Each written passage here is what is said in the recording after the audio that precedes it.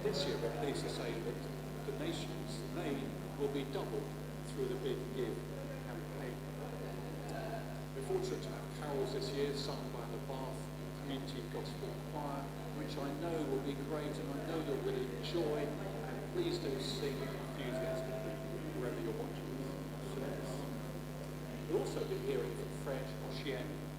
Fred is Send a Cow's Africa Director, and he'll be telling us how supporting Send a Cow this Christmas will help families in rural Africa who face struggle with the effects of climate change. We'll be enabling these families to grow enough to feed themselves and their families in their communities.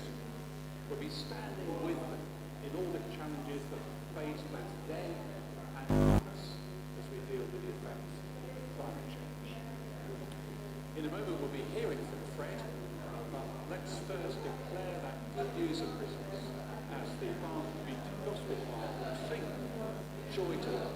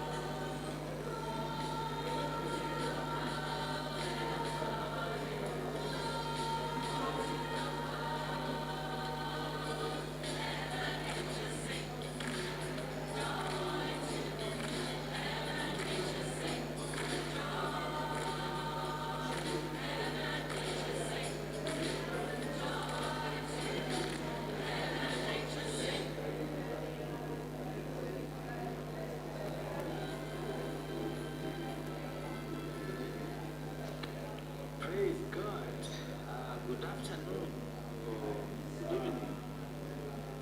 It's night here. Thank you very much for having me. Really feel blessed already to be, part of this event. My name is Dr. Fredo Ching. I am the Africa Director for Send a Cow.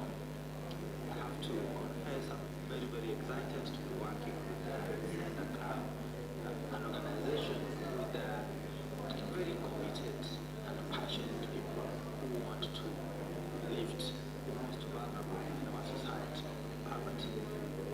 And that is an expression of our Christian faith. So I'm really, really privileged to be part and parcel of it. My role as Africa Director is really about increasing income, increasing influence, and increasing impact. And I can't do that without I need to make a difference to position the organization in this continent in a way that can improve livelihoods of poor communities. So I thank you very much for this opportunity. In the last 4 months that I've been here as the Africa Director, I've had the privilege to visit our programs in 4 countries. As you know, we work in 6 countries in the region. That is Kenya, Uganda, Rwanda, Burundi, Ethiopia, and Namibia. And it's been really a privilege to visit 4 of them.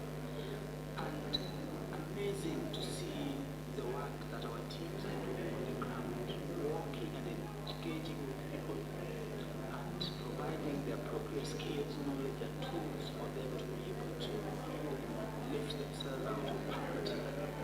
And I think the time now is much more critical because we are talking about a period where COVID has taken us way, way back.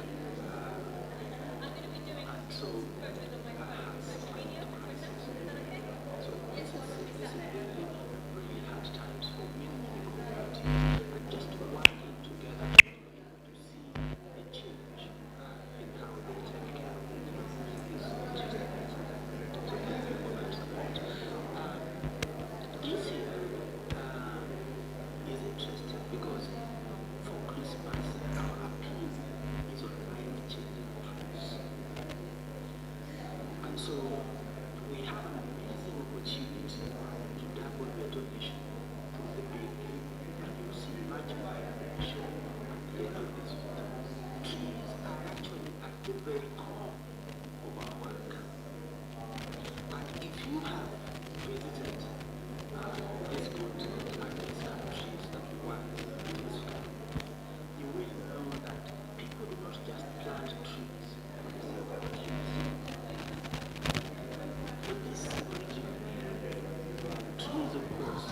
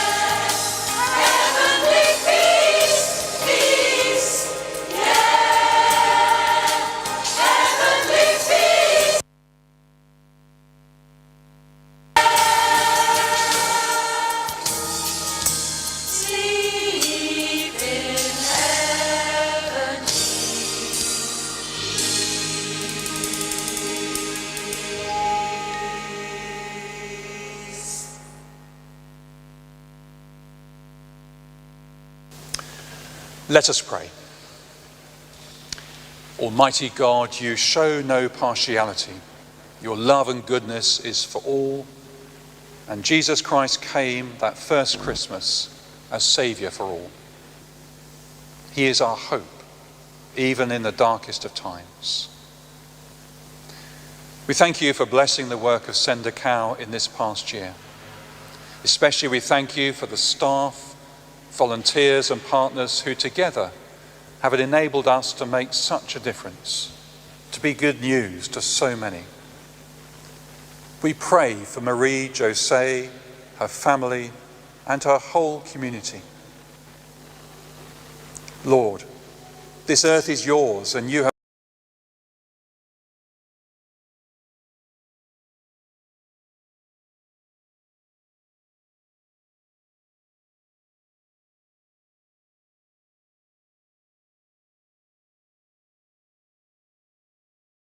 us with all we need.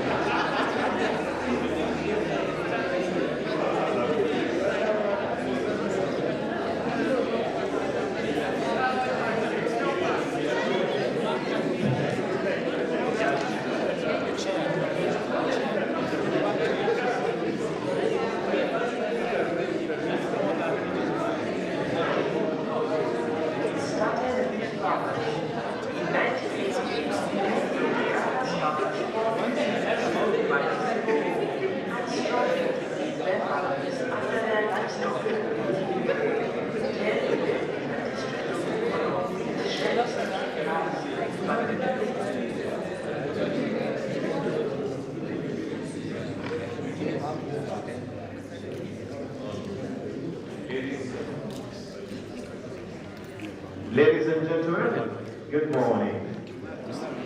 Good morning. I want to extend a hearty welcome to all of you. I just want to call also the meeting to order. We were meant to begin at 11 o'clock on the nose. And you know, it is King Louis XVIII who said that punctuality is the courtesy of the kings and the politeness of princesses.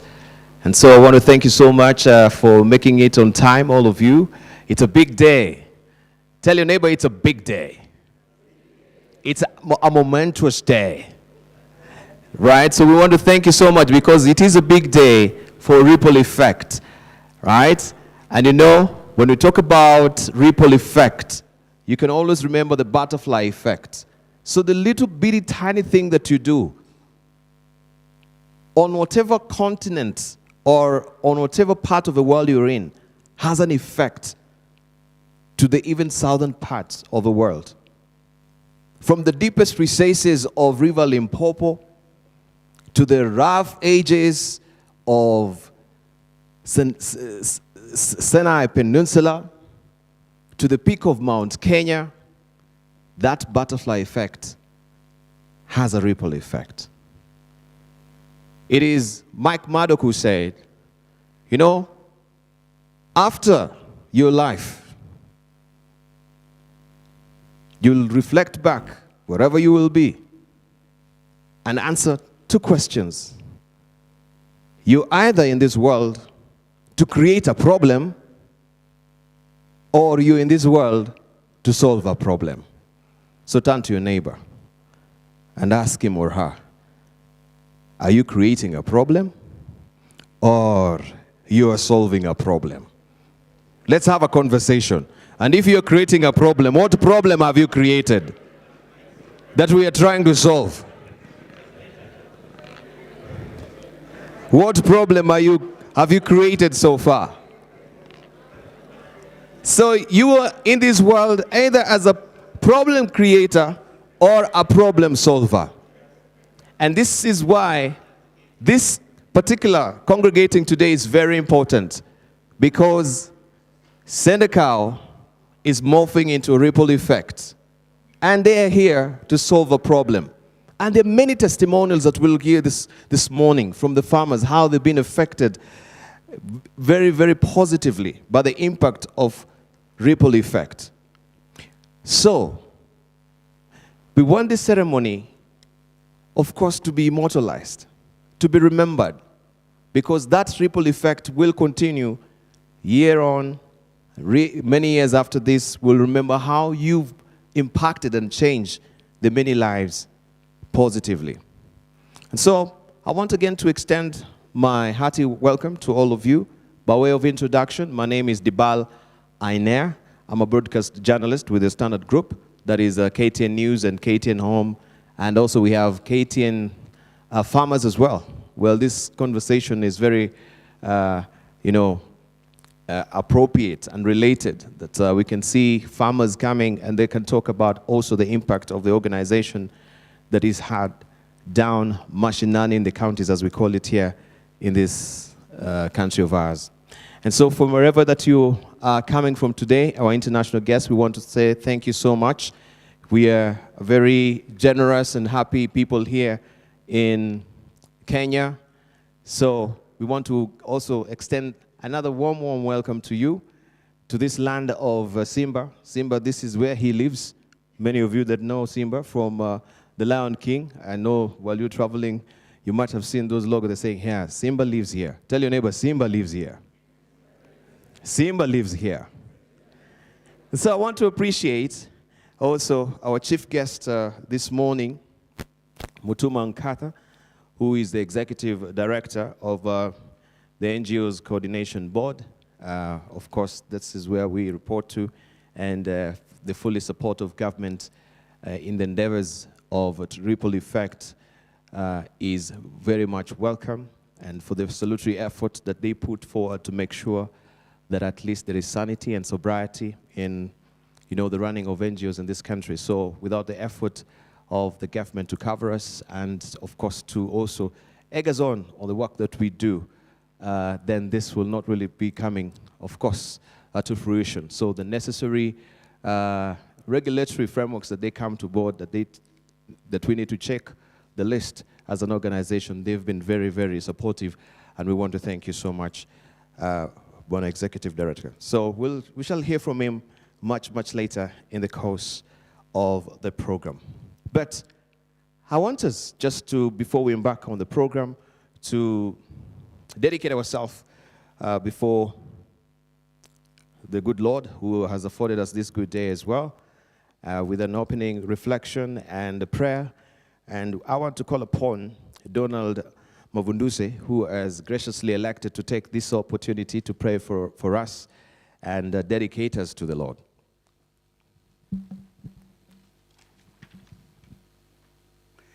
Thank you all, and thank you for coming.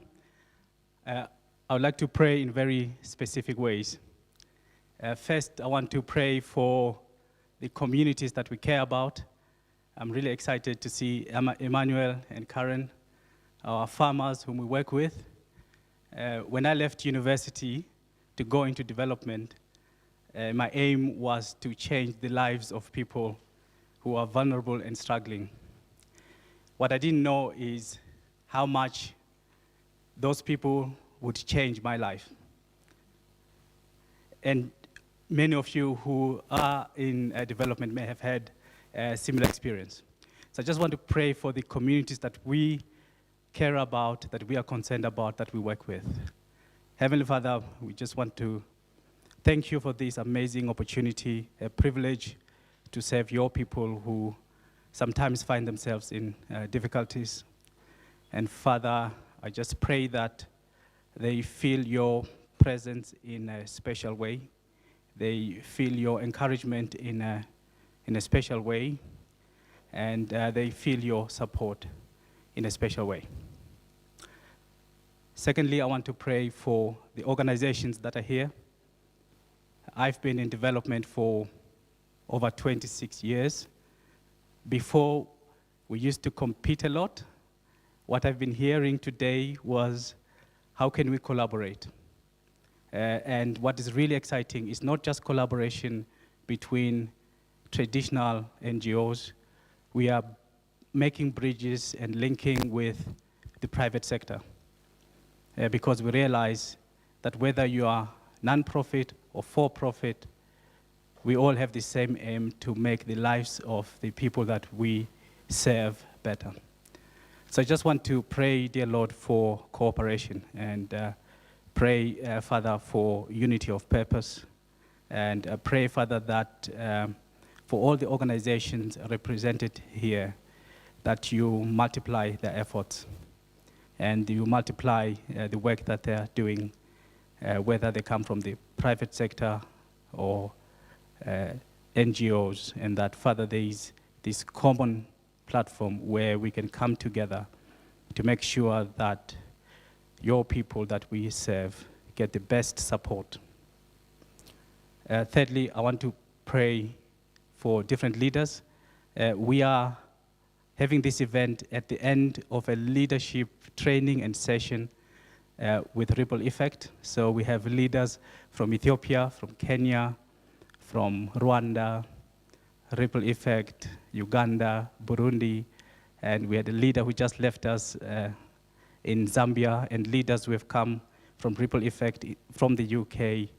And we've also had an amazing time listening to other leaders, including Dr. Abbas, whose vision created this amazing infrastructure to support the Kenya Red Cross Society.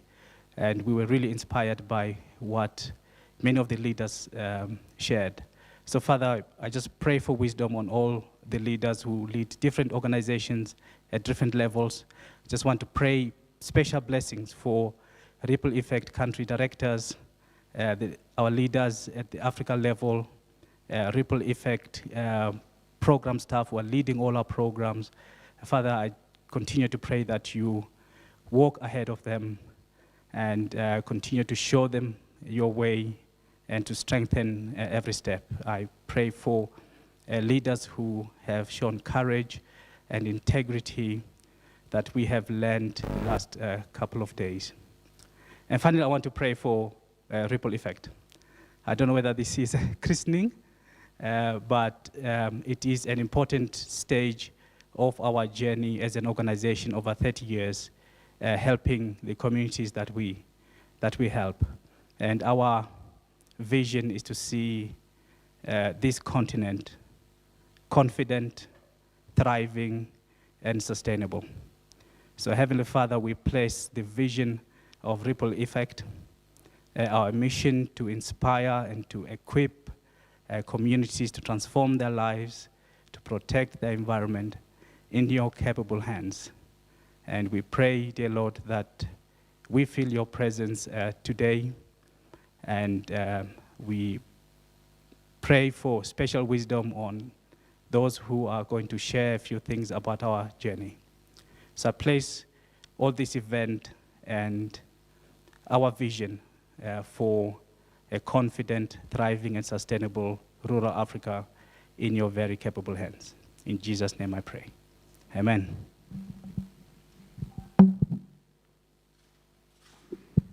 Thank you very much. A round of applause for Donald there. Thank you for dedicating us and associating this moment today before the good Lord. We really do appreciate that. And even as we continue, we've heard from Donald praying that, you know, the vision. We had the vision bearers who had the burden, the burden to make sure life or lives are affected positively to the deepest recesses of Africa, deepest recesses of Asia, deepest recesses of every continent where Ripple Effect wants to change life. And us gathering us this morning, just to set the tone for this particular event today, is very pivotal, because this is where you have a moment of reflection. For me, when you're morphing and you're transforming like a caterpillar to a butterfly. That's the beauty of it. You can see and look back and see the milestone you've made, some of the corrective courses that you've done along the way. You've garnered a lot of lessons, positive and negative, and now you're more informed moving forward. It reminds me of Fabian, the scientist, who was talking about the processional caterpillars. Processional caterpillars actually were in a drum. So they were rotating on the rim of a drum. And there was plenty of food at the center there. But because they were following the leader, the processional caterpillars were going round and round, following their leader, caterpillar. They were going round and round, looking for food, yet food was at the center. They were going round and round because they were actually flying by wire or on autopilot. Sometimes you do things, you're just going round and round because this is how, ripple effect has been working. This is how we've been doing the structures. This is how we do it in this company, right? Maybe you're a new employee and you're coming with a new vision and they say, no, but this is how we've been doing all these years, going round and round. But you need sometimes to just break out of a circle and change your strategy. Break out of a circle and have a new vision. Edmund Burke says, when boundaries are broken, new world is created. And this is part of just breaking the boundary. And,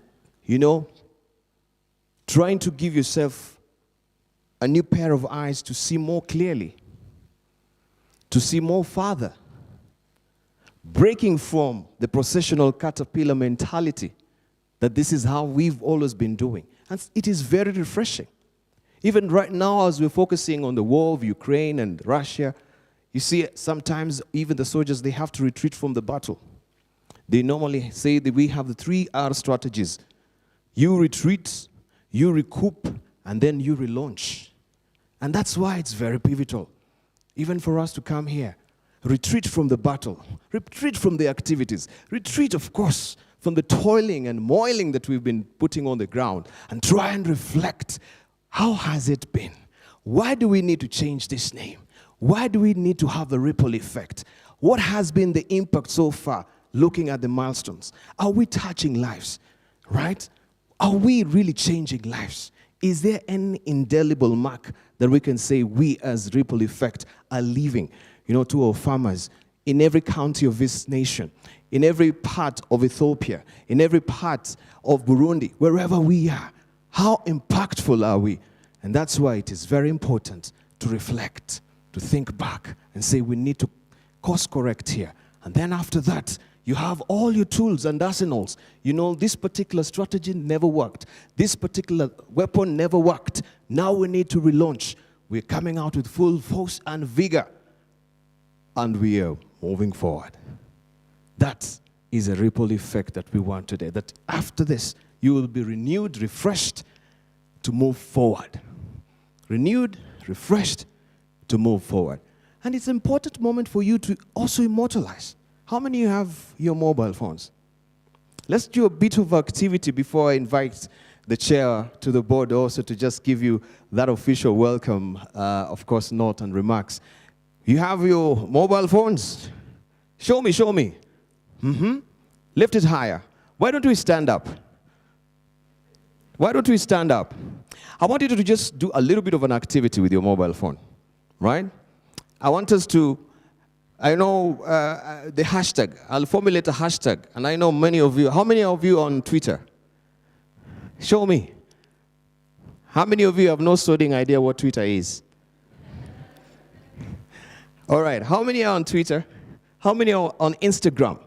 You can open an account, right? We can facilitate you, right? How many? Be sincere. A few of us. On Facebook? Most of us, I guess. On TikTok? Oh, I didn't expect that. Oh, I can see some, the young at heart, right? Good. So I want us to do this, right? I want you to take your phone, right, your smartphone. If you have a kabambe, you can go to your neighbor who has a smartphone, right? And I want you to just take, some selfie with your neighbor, right? Some selfie with your neighbor. Some selfie. Give you a few moments with your neighbor. And I want you to post that on your social media and say, hey, it is happening. Hey, it is happening. Smiley faces. This is the ripple effect today.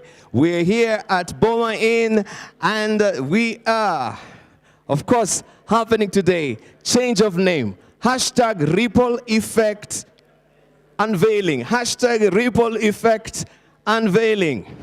Ripple effect. Come on, move around, move around, move around. Take a selfie. I don't want you to just take a selfie with your neighbor, right? Yeah, take a selfie. Smiley faces, happy moment. Do that, right? Let's take a selfie there. Here, there we go. Ripple effect unveiling hashtag. Right? Right? Ripple effect Kenya. This is a hashtag actually. Ripple effect Kenya. You put that, let it trend. Good. Fantastic. Now, yes, post it on Facebook, immortalize the moment. We'll have official time, of course, to have some Kodak moment, but this is it, right? Post it and tell Kenya, hey, it is happening here at Boma Inn. Ripple effect Kenya unveiling today. That is the hashtag over there, ripple effect. Ripple effect. Fantastic. Don't sit down yet. Okay, where are you? Right, I can see most of you are still taking selfies, which is good. Make sure you post it on Instagram. I'll be snooping to see if you, because I can recognize most of your faces, right? Make sure you post it on Facebook. Make sure you post it on Twitter, right? So the Twitter handle for Ripple Effect Kenya, right, is at Ripple Effect Kenya. Ripple Effect Kenya, right, Titus? The Twitter handle at Ripple Effect Kenya, not the hashtag. The Twitter handle for Ripple Effect Kenya. Yeah, that is yes. Good. Okay, you've posted. How many have posted? Show me. Good. All right, before we sit down, a little bit of an exercise, then I call upon Isaac Litali to come. I want us I normally do this just to make sure that at least we can also remember our geography in every exercise when I come to do this sort of facilitation. So since we began Sendacount, morphing today into ripple effects, this has been a milestone over the years, right? And if you may remember, even the pilots, sometimes they need the instruments to be recalibrated, to recalibrate, so that they can have their true north. The question is, do you remember where your true north is? Lift your finger higher. Higher. Don't be ashamed. Okay, lift your finger high. Show me your finger. Everybody show me your finger. I know in Kenya we're in a political moment, so I don't want to be associating myself with any particular party symbol. I need to make a caveat that I don't belong to this party that normally shakes their finger like this. You know that party, right? Ask your neighbor, do you know that party? But lift your index finger higher. Lift it higher and higher. Good. So, do you trust me? I want you to close your eyes. Don't put your finger down yet. Don't put your finger down, right? Don't put your finger down, but close your eyes. All right. Maybe you took geography in class, but I may take you back to your geography class, at least elementary bit of it. Do you know where your true north is without opening your eye? All right, and don't poke your neighbor's eyes. On my count, 1, 2, 3, I want you to show me where your true north is. Don't open your eyes. Just some of you are closing, some of you are opening your eyes. You're looking at me. All right, 1, 2, 3. Show me where your true north is. Point to your true north. Don't open your eyes. Engineer Fred, I can see you looking around. Right? Don't change direction. Sincerity. All right? Don't put down your hands. Don't open your eyes. Are you sure that is your true north? Are you sure, guys? No, you need to speak for yourself. You sound like you're not really sure on what you're doing. Are you sure? Are you very sure? Don't put your hand down yet. Don't put your hand down yet until I say so. But you can open your eyes without putting your hand down. Right? Ask your neighbor, are you sure? This is a lot of confusion. Aye, seriously. Seriously, don't put your hand down yet. And don't change directions. I can see some of you trying to change direction. Because I want to do something here. I just want to consult my, my campus so that we can see somebody is right. And who could that be who is right? If I look at the campus and find out the true north, right? So you're very sure. Ask your neighbor, you're very sure that is your true north. You had a good score on geography, yeah? Okay, this is your true north. Let's see what the Mr. Right Compass is saying. Yeah, this is it. You can see that's my compass. Let me face where everyone is facing. And the true north, according to my compass, it is that direction. Ah. All right, clap for yourself if you got it. That is the true north. And we're here today also to, don't sit down yet, don't sit down. We're here to know where is the true north of the ripple effect. We are recalibrating. This is our true north today, and that is where we want to go. Good. With that index finger, right, I want you to do something. It's the ripple effect. How can it go around? I know we are coming from the torrid times of COVID-19 and protocols and all that. People sometimes are really gratefully shy to shake hands. But for this moment, and you may sanitize, I want you to do something. You see, one of you can raise the index finger, then your neighbor can house that index finger, right? Let's have Dr. Rafael that way. Good, right? So look for a partner. Yeah? Good, fantastic. Fantastic. Ah, you good students. Now I want you to do this. Right, let's do a dummy run. On my count, I want you to grab that finger. Yeah? I want you to do what? Grab that finger. This, I want to see how agile, how attentive, how nimble, how flexible you were, how alert you were. Huh? Let's do this. Let's do a dummy run. On my count, up to 3. 1, 2. You grab that finger. Yeah? And you who is actually raising your finger, make sure your finger is not grabbed. Yeah? That is the essence of it. Yeah. Okay. Are you ready? Are you ready? Okay, let's go. 1, 2, 3. Grab that finger. Oh. Oh. I'll give you a moment to just redeem yourself. I'll just give you a moment to redeem yourself. One more time. Now that you get the drill, let's do it now. Now you know what to do. Okay. One more last time before we invite Isaac. You ready? Make sure you're not grabbed. Make sure you're alert, attentive. You know, you can see it coming, your senses. All right, on my count. 1, 2. Hey, I'm not even giving a 3. Hey, follow instructions. Why the tension? No, redeem yourself. One more time, then we go. Okay, you ready? 1, 2, 3. Clap for yourself, please. And make me welcome Isaac Litali to come also and give us official welcome remarks. Thank you very much. Bona chair, thank you. A round of applause as he comes.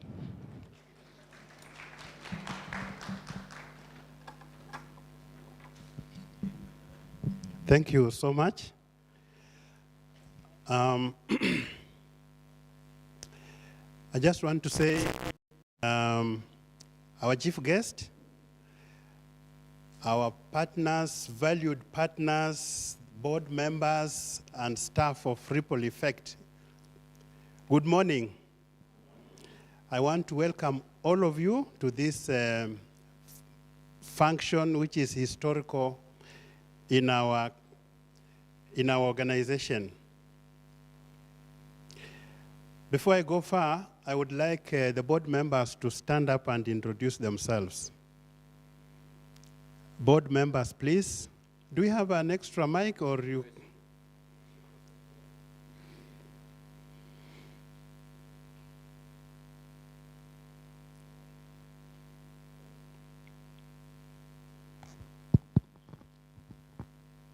Thank you very much. Greetings all. My name is Joyce Majiwa. I'm a board member of Ripple Effect Kenya. I'm the secretary to the board, and you're most welcome. Thank you very much for partnering with us. Donald?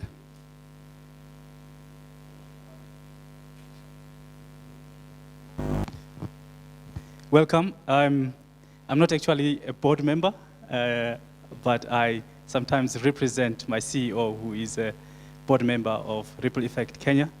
My name is Donald Mavunduse. I'm the Director of International Operations for Ripple Effect, and I work from our UK office. I have to say that I come from Zimbabwe, so forgive me when you speak Swahili and I don't respond in kind. But you're most welcome. Thank you very much. Thank you. Can we have all the Thank you, Donald. staff to quickly introduce themselves? Or do we have another board member? Okay, staff.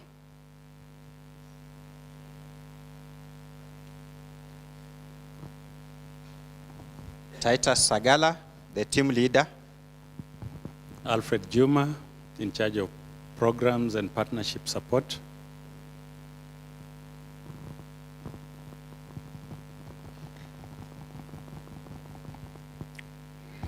Hi everyone, Priska Mulati, Finance and Admin Manager. Thank you. Hi everyone, Elizabeth Odiambo, coordinating Building Thriving Communities project. Good morning, my name is Beatrice Were, Project Coordinator, Enterprising Migori Project. Karibuni. Hi everyone, I'm Peter Ngielo, coordinating Donkey Welfare Project. Isaac Ogutu, Farm Systems Officer. Philippa Wilkinson, Program Funding. Greetings everyone, Marian Baraza, Finance Officer. Welcome. Okay. Any other staff member? I think for partners, we will have a special recognition which will come somewhere in the program. The change of the name from Send a Cow to Ripple Effect has come in at a very timely occasion, because many times we have had the challenge of when you introduce yourself that you come from Send a Cow, someone asks, can I have a cow? And so when it started in the 1980s, when the bishop from Uganda visited UK, and the UK farmers sent cows to Uganda, that made a lot of sense at that time. But with time, and with the systems and programs that we ran, we had actually outshot the name Send a Cow. I just want to say, if I was locked in a room and given 1 week with enough food and told to come up with a new name, I would have lingered around, send bananas, send vegetables, and so many, send training and so forth. I wouldn't have come up with the Ripple Effect, for sure. But the process that this underwent and came up with Ripple Effect is actually very catchy and very brilliant, and I would like to congratulate all those who are involved in this endeavor. I just want to give a very short story about one family in Busia. When we were launching a certain program, this family's story was that it was a husband and a wife and children, and the eldest daughter was in class 7 or 8. And the mother of the home had a medical condition, and she fell in fire. And so she got burns. And to manage those burns required a lot of patience and a lot of love. So the man of the home, who is the head of the home, had a concubine somewhere. And so he left the home and never came back.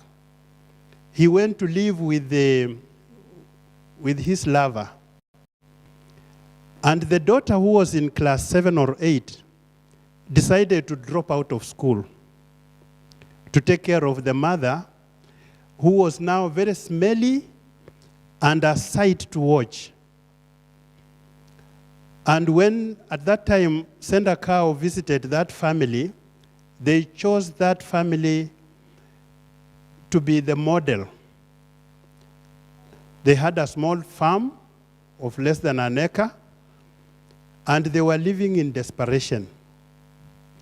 So the daughter who had dropped out of school had to look after the mother and also fend for the siblings.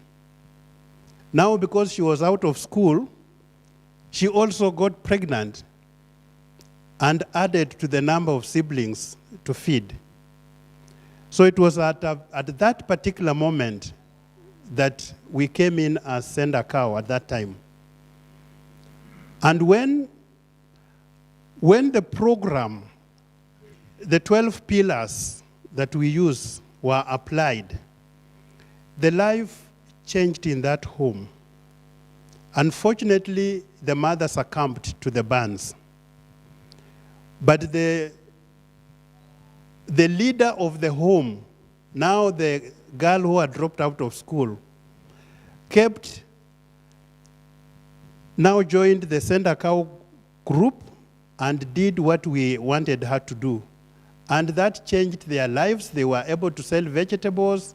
They were able to plant bananas. They were able to plant maize using the current technology. They were able to have their own fertilizer. And life changed.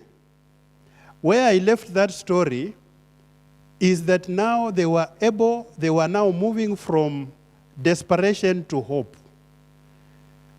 And now, the last time I heard about it is that the man of the home wanted now to come back to his home. And so you can see what Send a Cow or now Ripple Effect can do to change a family that was in desperation to a family with hope. I would like us, as we have this occasion, to use this opportunity to interact and network. I would also like to welcome all of us to support Ripple Effect in whichever way you think you can, as an individual and also as an organization. I wouldn't like to take a lot of time, but just to say that we ourselves now, we will change our signposts all over the place, and Ripple Effect will do what Ripple Effect does. That is a multiplier effect in changing people's lives. Thank you. Thank you, Bwana Chair. A round of applause for him again. Good. And I can see some reactions here on social media. Dr. Ngielo Peter, thank you very much for posting. Also, we can see Dorcas there, Ochwer, thank you for the comment as well. Ripple Effect, now the official Twitter handle, it was there. That is Ripple Effect NGO as well. He says, here we go, launching Ripple Effect Kenya. And of course, also you have the picture or poster there. So just continue doing the good work. And you all know about the effect of a good name. In fact, I was just remembering, you know what the good book says, that a good name is better than rubies. You know how important your name is. And it reminds me of a friend of mine. He was a captain of Kenya Airways. And one time he wanted to purchase a piece of land from one of the prominent members of this country. And while he was relating this, he told me, you know, when I went to this gentleman, he looked at me, he said, young man, I'm not really interested with your money. Because he wanted to buy land in one of his, you know, very pricey, some pricey, what we normally suburb area of the country. And so he told the young man, I don't need your money, but tell me, which family do you come from? What's the name of your family? So it's not really about the money. It's about the name. And these people, they will intermarry just because of a name. And sometimes we've known how sometimes we're subjected, especially in this electioneering period, because people say, oh, your name betrays you. And there's a new generation of young parents even in Kenya right now that they're electing to, name their children differently so that you may not really identify where they're coming from, because you cannot get employment because you have this particular name. You cannot get access to certain amenities because you have this particular name. So, what is in a name? Romeo and Juliet had that saga, and William Shakespeare said, what's in a name? That which we call a rose by any other name will smell as sweet. But what's in a name? Many countries have changed their names. We had Persia. If you may remember Persia then, now it is the Iran. We have Siam. Thailand used to be called Siam. We have Democratic Kampuchea. Can anyone remember Democratic Kampuchea? No, you can't, but if I mention Cambodia, you may relate. We have Boma right now. Maybe you can recall Boma. We have our Boma market here, not that Boma. I'm talking about Myanmar. And we know the atrocities that really go right in Myanmar right now. We have Holland. It moved to, anyone? Holland currently is what? Netherlands. Fantastic. We have Irish Free State. That's a giveaway. Currently is, hiyo hata ukianguka mkutano, mtihani. Ukianguka, your mwalimu will actually, you know what they call here in this country, ngoto? Wow. Because it's a giveaway. Irish Free State to Ireland. And we have also Ceylon. Ceylon moved to Sri Lanka. Somebody got it. The Republic of Macedonia to the Republic of North Macedonia. In Africa, we had also Swaziland. Now it is, yes, Eswatini. We had Rhodesia. It moved to Zimbabwe. And we have Czech. Now it's moved to Czechia. So what is in a name? And ripple effect has been on that map as well. Since 1988, you've heard from a chair. They've been working on the ground with farming communities in Africa since then, adapting new approaches and developing other expertise in 3 key areas that we're going to learn of this morning. And just to give you a snippet of what they've been doing on the ground, because there are many facets when you're talking about farming systems, when you're talking about empowerment, especially when women, they don't have a voice because of a patriarchal, heritage. This is the work they've been doing on the ground. So I want to take this opportunity to just allow us to watch a video, how they've been working on the ground to improving nutrition. So it's not just about giving the seeds. It started with farmers. In 1988, many of Uganda's farmers were women widowed by the civil war and struggling to feed their families after their livestock had been killed. 10 women in the district of Mukono built sheds to keep cows, but they had no cows. Meanwhile, in the UK, a group of farmers from Bath were wondering if their dairy cows might be a solution. The idea was, rather than send milk powder, was to send a cow that would give the milk that would help and change the nutrition and the health of a family. What we didn't really realise and understand, and we should have if you look back at it, was that cow would generate income, which would generate better housing, it would generate education for the children. They took action, and the story began.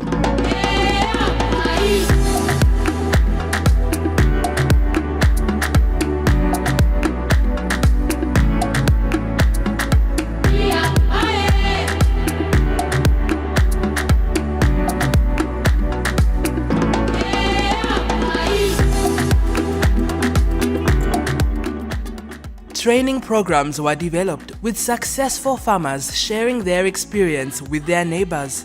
And as the work expanded, the training evolved to include nutrition, gender equality, and enterprise. Today, we've worked with over 2 million people, but this is just the beginning of the story. Are you ready to join us for the next chapter?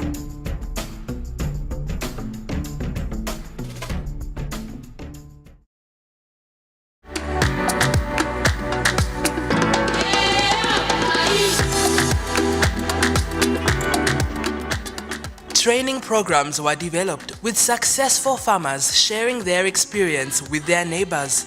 And as the work expanded, the training evolved to include nutrition, gender equality, and enterprise. Today, we've worked with over 2 million people, but this is just the beginning of the story. Are you ready to join us for the next chapter?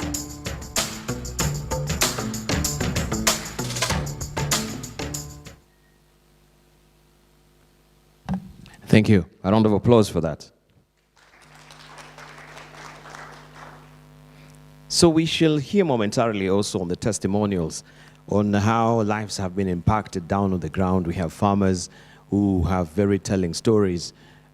Just to give you a glimpse and broaden your understanding on what an impact ripple effect has really had on the ground. When they thought maybe they're coming in the form of a cow, they came differently. You know, just to have a paradigm shift mentally, with resources, with seeds, with knowledge, which is very key as well. Fantastic.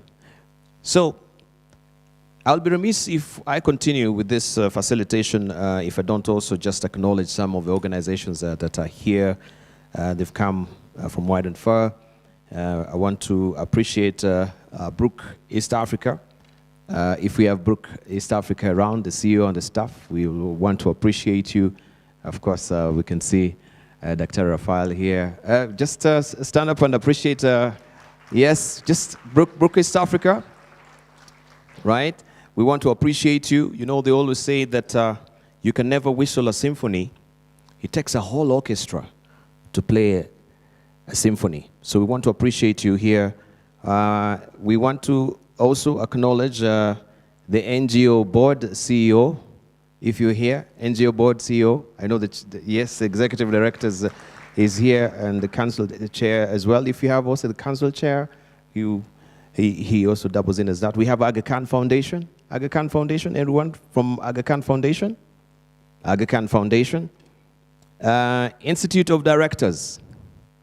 Institute of Directors, or member of Institute. Oh, Meshach. There is a CEO of Institute of Directors, Meshach. Thank you so much.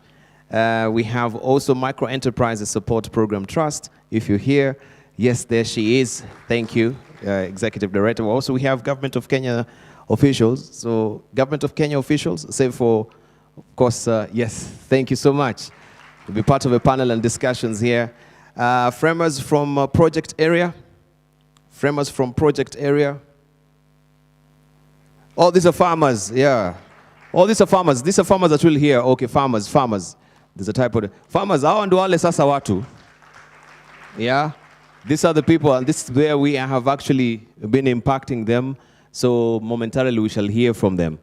Let's see also if we have anyone from UNEP, especially when you're talking about sustainability, the conversation that everyone right now is talking about, you know, environment, social governance. We're talking about climate smart farming. Anyone from UNEP? Anyone from UNEP? Anyone from IC or ICPALD? That is ICPALD. Anyone? Anyone from UNDP? Any representation? SIAT? ISIPE? Anyone from ISIPE? ILRI? Anyone from ILRI? Okay. Donkey Sanctuary? Anyone from Donkey Sanctuary? Kendat? Anyone from Kendat? Good. Come on, wave again. Just stand up and wave and appreciate Kendat. Let's appreciate you. Haifa International. Haifa International, also yesterday you were launching and up as well. Haifa, we can appreciate you going big on agri-tech. Dorcas Aid, anyone? World Bicycle Relief. Wow. I thought maybe you would be wheeling in with a bicycle today. Good to see you. Thank you so much. And of course, getting in the nook of crannies of the villages will need that as well. But I know the program has a big effect. Shofco. Practical action. Thank you very much. We really appreciate you. Thank you for gracing this occasion. VSF Germany. VSF, anyone from VSF? We want to appreciate you. VSF. Kickstart. Good. There from Kickstart. Kickstart, we appreciate you. From the private companies as well, we want to appreciate Sidco. Sidco, anyone from Sidco? Good. At the extreme end there. Intex Africa. We have ANO or ANAW. Thank you so much for coming through. Corporate services. Anyone from corporate services? Kiamba Dairy. Toyopa. Anyone from Toyopa? Catruck? Yeah, Toyopa is there. Fantastic. Catruck 911. Catruck. Kata. Hilda. Thank you. All the way. Thank you. We really do appreciate you. Absa Bank. Absa. We have Advanta. There you are. Thank you so much. We appreciate you. And Osho. O-S-H-O. Osho. Anyone from Osho? Standard Group. I represent. Yeah. There also is my partner there. Radio Citizen.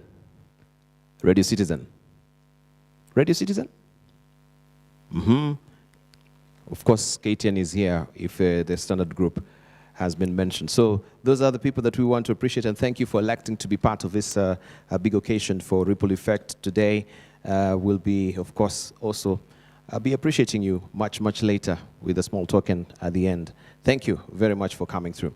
So, as I mentioned, we want to hear testimonies as well, and I want to welcome the farmers here to come and tell us, you know, from their own assessment, since they've partnered with Ripple Effect, how has been the effect? How deep, in the deepest recesses of their hearts, has that ripple gone? And how has it discernibly changed the lives of the people around them since Ripple Effect knocked on their door? So ladies and gentlemen, put your hands together and make me welcome Samuel Sana to come here and talk to us briefly on the day they met together with Ripple Effect and how his life has been dramatically different and it has changed, and how also he's a good ambassador of talking to other people about Ripple Effect. Put your hands together as you come. I'll kindly appreciate if you can have that particular mic that, and someone can help me as a roving mic just to, yes? Bwana Samuel, njoo hapa. Ama unaweza simama tu hapo. Yeah, you can just stand there so that we can get to hear from you. And if my DJ can also sort of just pump up the mic a bit. Good. You're good to go, sir. Thank you, MC. Good afternoon. Good afternoon again. Yes, my name is Samuel Ondiek Sana. Samuel Ondiek Sana is a peer farmer trainer. We call it PFT from Homa Bay County.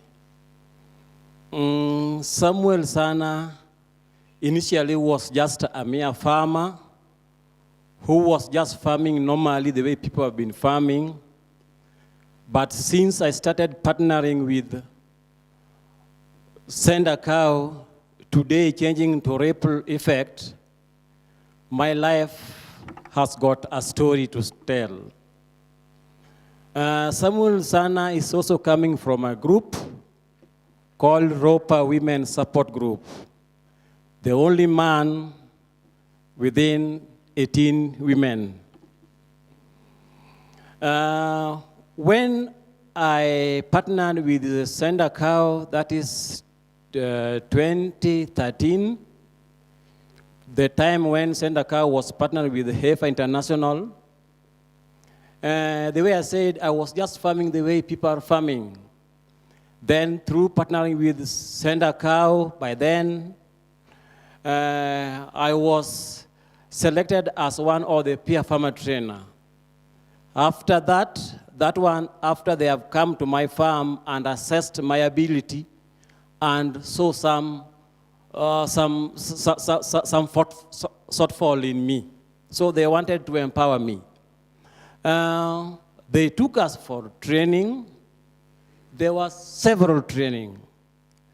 Sustainable organic farming, enterprise development, gender and family focus, and through that, we were trained on 12 key principles. We do call them 12 cornerstones.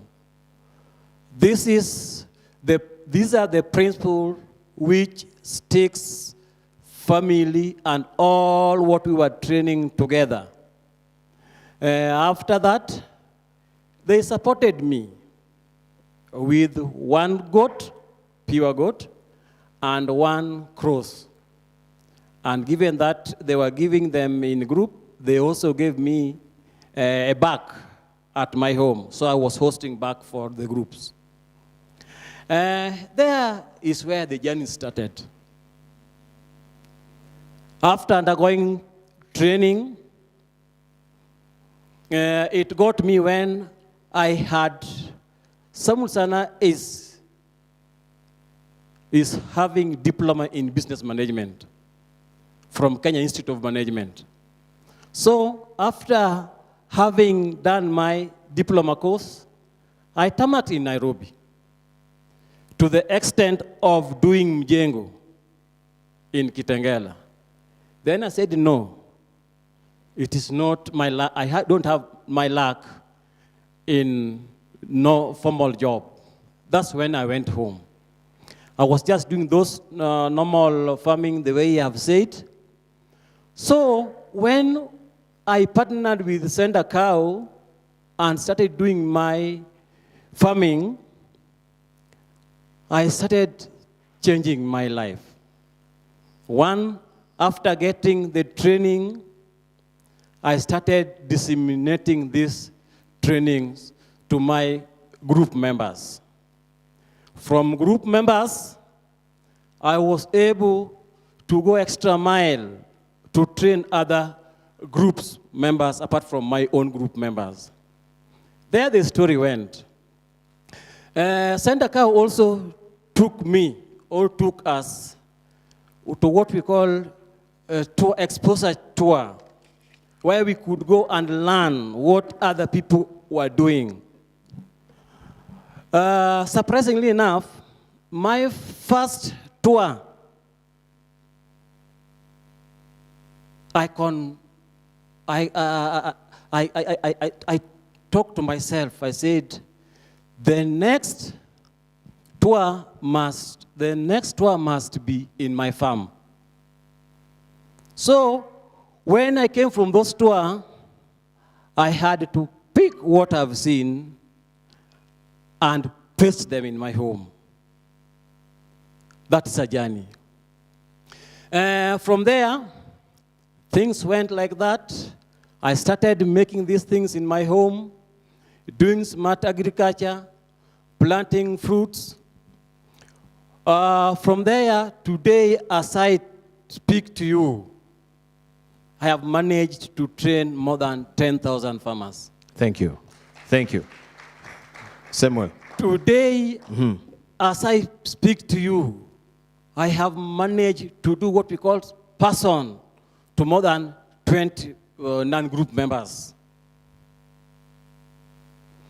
Ladies and gentlemen, from what I have done, Samuel Sana, as I speak today, have managed to educate Two of my first ladies, girls, are now in university.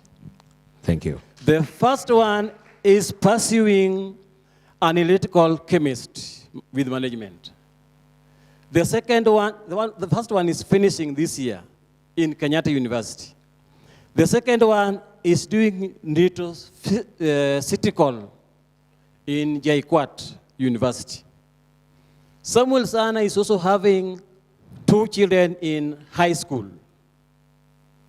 Do you know one thing? Samuel Sana is not employed. Samuel Sana is getting all this fee from the proceeds from my farm. Thank you. Samuel, thank you so much. I know we can go on and on. Wonderful testimony that you have, but for the interest of time, thank you so much. I really do appreciate it. May God bless you. Thank you, Samuel. And that is one aspect of Ripple Effect, a community approach, passing on the gift of knowledge. And you can see, once you have the gift of knowledge, it continues just giving and giving. And that is a ripple effect that is going down on the ground. I want to just call upon Pauline as well. Pauline, quickly, if you may just come also and just take a few times. We're really pinched for time. I don't want to keep our guests also for long so that we can proceed and have a presentation of a strategy panel discussion. Then we go to, the creme de la creme of the day. That is the launch of Ripple Effect. Briefly, Pauline. Thank you. Hi, everyone. I'm Lunda Pauline from Bungoma County, Kimaiti Sub-County, from a group, Bimianga Idea Women Group. I'm a youth, 32 years old. I want to start by congratulating the Center Cow team that is launching to Ripple Effect. Before meeting the Center Cow, I'm an orphan, a single parent. My father died 28 years down the line. Left alone with my mother, who was just a peasant farmer. Therefore, the survival was so hard. We merely survived on the carbohydrate food, that's maize, cassava, and the sweet potatoes. But after meeting with the Center Cow, that is the 2017, my life began to change. Why? In 2017, I was elected by the group, which is the Bimianga Tsaidi Women Group, as the peer farmer. Now from the Center Cow, we were given the gifts. Among the gifts are the trainings. And among the trainings, we were given the training on group governance, finance, literate, then the farm system technologies. Out of the training of the farm system, I now started to improve the income of the family. How? The farming system in the family now changed. We started growing different types of food. Therefore, the income increased from less than 100 to at least more than 100 shillings a day. When I meet with the Center Cow team, it was a blessing, simply because they gave me an heifer, and out of that heifer, as I'm talking right now, I now have 5 of them.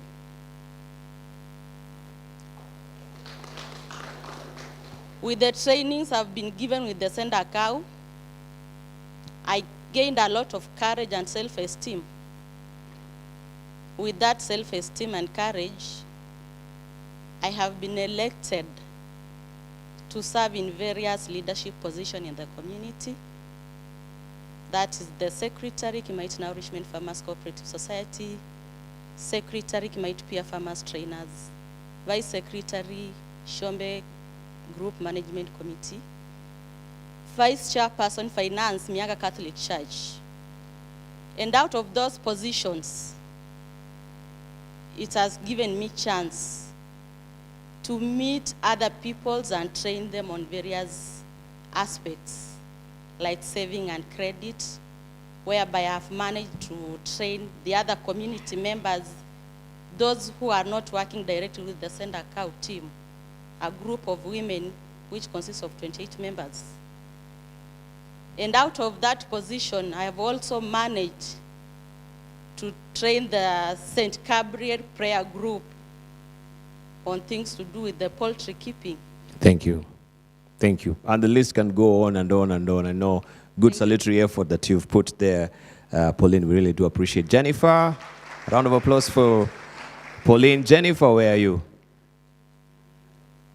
So that is what you can see. Changing minds, breaking down barriers. As we know, attitudes and beliefs can be powerful. They can stop people from reaching their potential and can sometimes cost lives. And we know what Ripple Effect has done with God communities. is good. All the time. I am Awino Jennifer from Siaya County, Ugunja Sub-County. I'm a dairy goat farmer. Nowadays,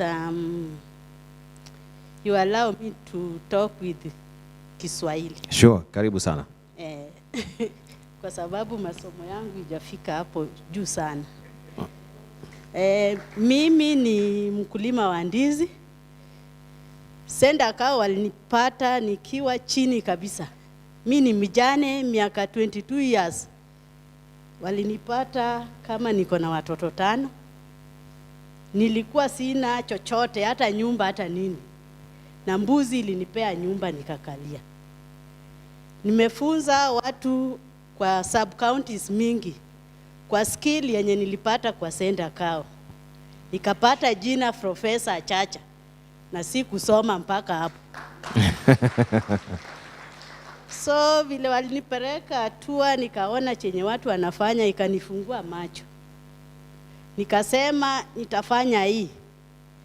Sasa nimefunza watoto wenye daktari wako kwangu na nimefanya mengi. Mi pia nimekuwa dona, nimechukua wale matima nafunza kwa sababu ninayo. Saizi niko na magari 4 kutoka kwa fami, hizi koba ya taxi, lawyers wanahaya. Niko na Nissan moja nimeweka kwa sako na nilikuwa tu poor woman mwenye alingojea tu kukufa. Nilitoka kwa shilingi 5 yenye nilikuwa napata, saa hii kwa day naweza ingiza, kama ni mbaya naweza pata 40,000 a day. Kama mbaya. Sai wananiita in Luo language Japesa. Unasikia hiyo? Japesa. Sasa hiyo ndio vile Jennifer hako. Na bado sijafika, niko kwa njia. Lakini nashukuru Mr. Juma, nilikuwa nikisikia pikipiki na toroka. Kumbe alikuwa ananionyesha njia. Ya saa hii naweza kula na vijiko 3. Nilisema nitanunua gari. Mtu anasema huyu anafikiri gari ni pikipiki ama ni baskili. Saa hii wanasema nimeenda kwa eliminato. Eliminato anaweza lima? Hawezi. Ni kazi mimi nafanya maneno ya wamenitoa kwa mbuzi nikasoma vitu mingi. Sasa hiyo ndio mimi na nimefunza. Asante. 50, naweza sema 50,000. 50, wow. Vikundi yote wamesoma kwangu. Mimi nimetolewa kwa county ya Siaya, nimeenda Kisii, Migori, wapi matowns yenye mzee akunipeleka. Asante. Juu ya family. Nataka kuja huku mimi na fly hii ndege yenye. Asante Professor. Asante sana. A round of applause for Professor Jennifer Japesa. Yeah, Japesa. I'm telling you, this is a true testimony of what is really happening on the ground. You know, you can say a story of Balab, as they say, Balab to Kashmir. 22 years ago, she's been a widow, and Send a Cow, Ripple Effect, brought that discernible difference in her life. And now, even in her community, a trainer, you know, and she's just told you what she can rex in, or she rex in a day. That is the effect. And that is a true testimony that somebody, somewhere, you know, with a vision, is changing life. But why are we changing? Why are we rebranding from Sending a Cow to Ripple Effect? Send a Cow to Ripple Effect. Why? So we got an answer here from the video. And I'll just want to ask, yes, our video tip there to just play it so that we can see what is the rhyme and reason for us changing to ripple effect. If we could may dim the lights as well so that we can see. Thank you very much.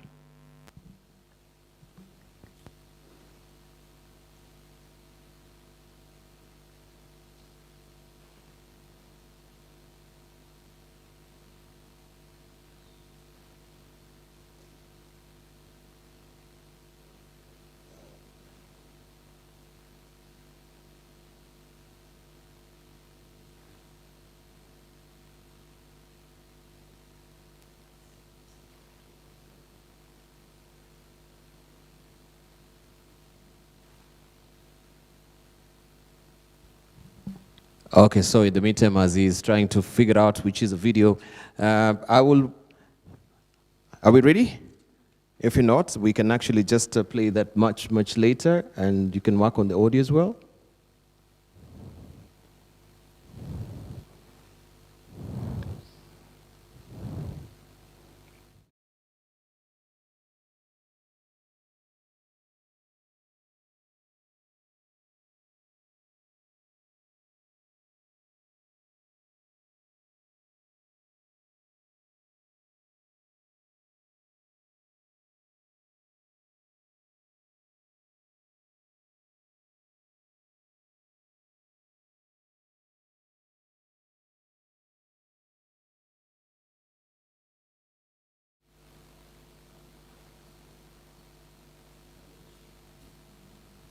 These are the joys of, technology.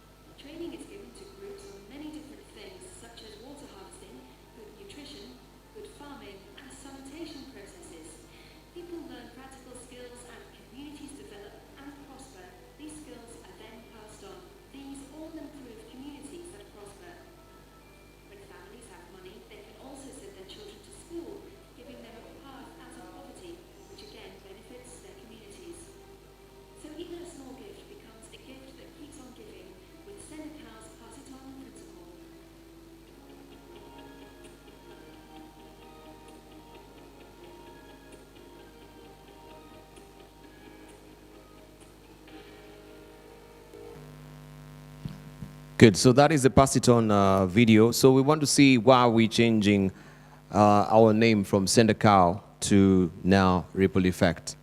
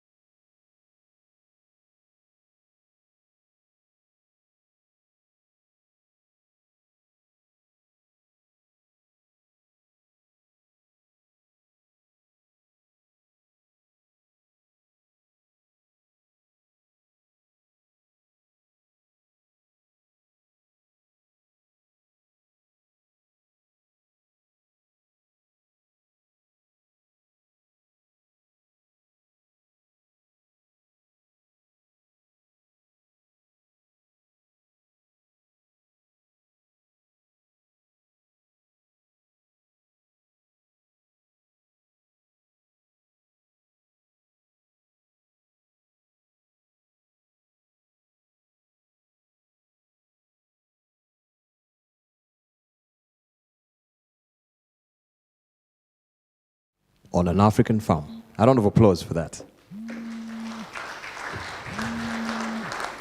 And now I would want to welcome Titus Sagala,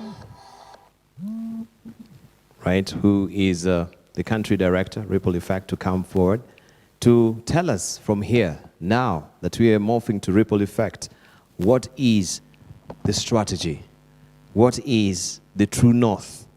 How then do we rally behind as soldiers and follow that particular strategy? Time to retreat, it's time to recoup. Now it's time to relaunch with this strategy. A round of applause for him as he come to the podium here and make that presentation. Thank you.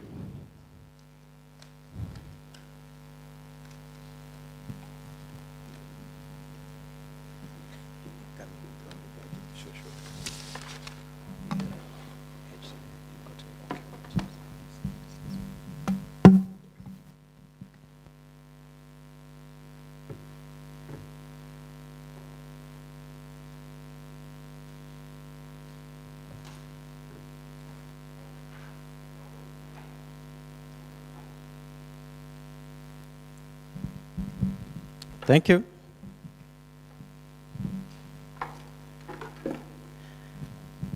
Good afternoon. I should have said all protocols observed like many Kenyans do, but I'm really excited to be here today. I want to welcome everybody to this session. Thank you very much, NGO board, for gracing our occasion. Thank you, Donald. Thank you, Brooke. Thank you all the companies. Thank you, Siat. Thank you, Yilda. Thank you, everybody. Thank you, the board, and everybody who has managed to come. Today is a chapter that we have really been looking for. It's a journey that we've made. And I want to take a very brief time, just a few minutes, to highlight to you what you have seen and where we are going. So, I think you've heard from the farmers about the problems that they have seen and Senda Cow has also observed. I don't want to talk about the multidimensional poverty, the climate crisis, the conflicts that are there that are affecting all of us, even from afar, from all the way from Ukraine, and the threat of poverty in Africa. Specifically in Kenya, 16% of the people are extremely poor. And this is a problem we have. 80% depend on agriculture. At the same time, we have been categorized in a higher category among the poor countries as a lower middle income country. So donor preferences have changed when it comes to supporting people with the poverty. Again, we have a society where it's a highly unequal incomes. There are some extremely rich Kenyans. There are some that are very poor. At the same time, in Kenya, you know about M-Pesa, you know about technology, you know about the apps that have been created like iCow. The climate crisis is important. You have seen droughts coming more and more frequent. Turkana. So Senda Cow will be seeking to contribute to the Sustainable Development Goals as we look at our strategy. You have seen the story where it started. You saw the video. In Kenya, we started in the mid-90s, working through implementing partner. We registered Senda Cow in 2013 as a branch of the Senda Cow UK.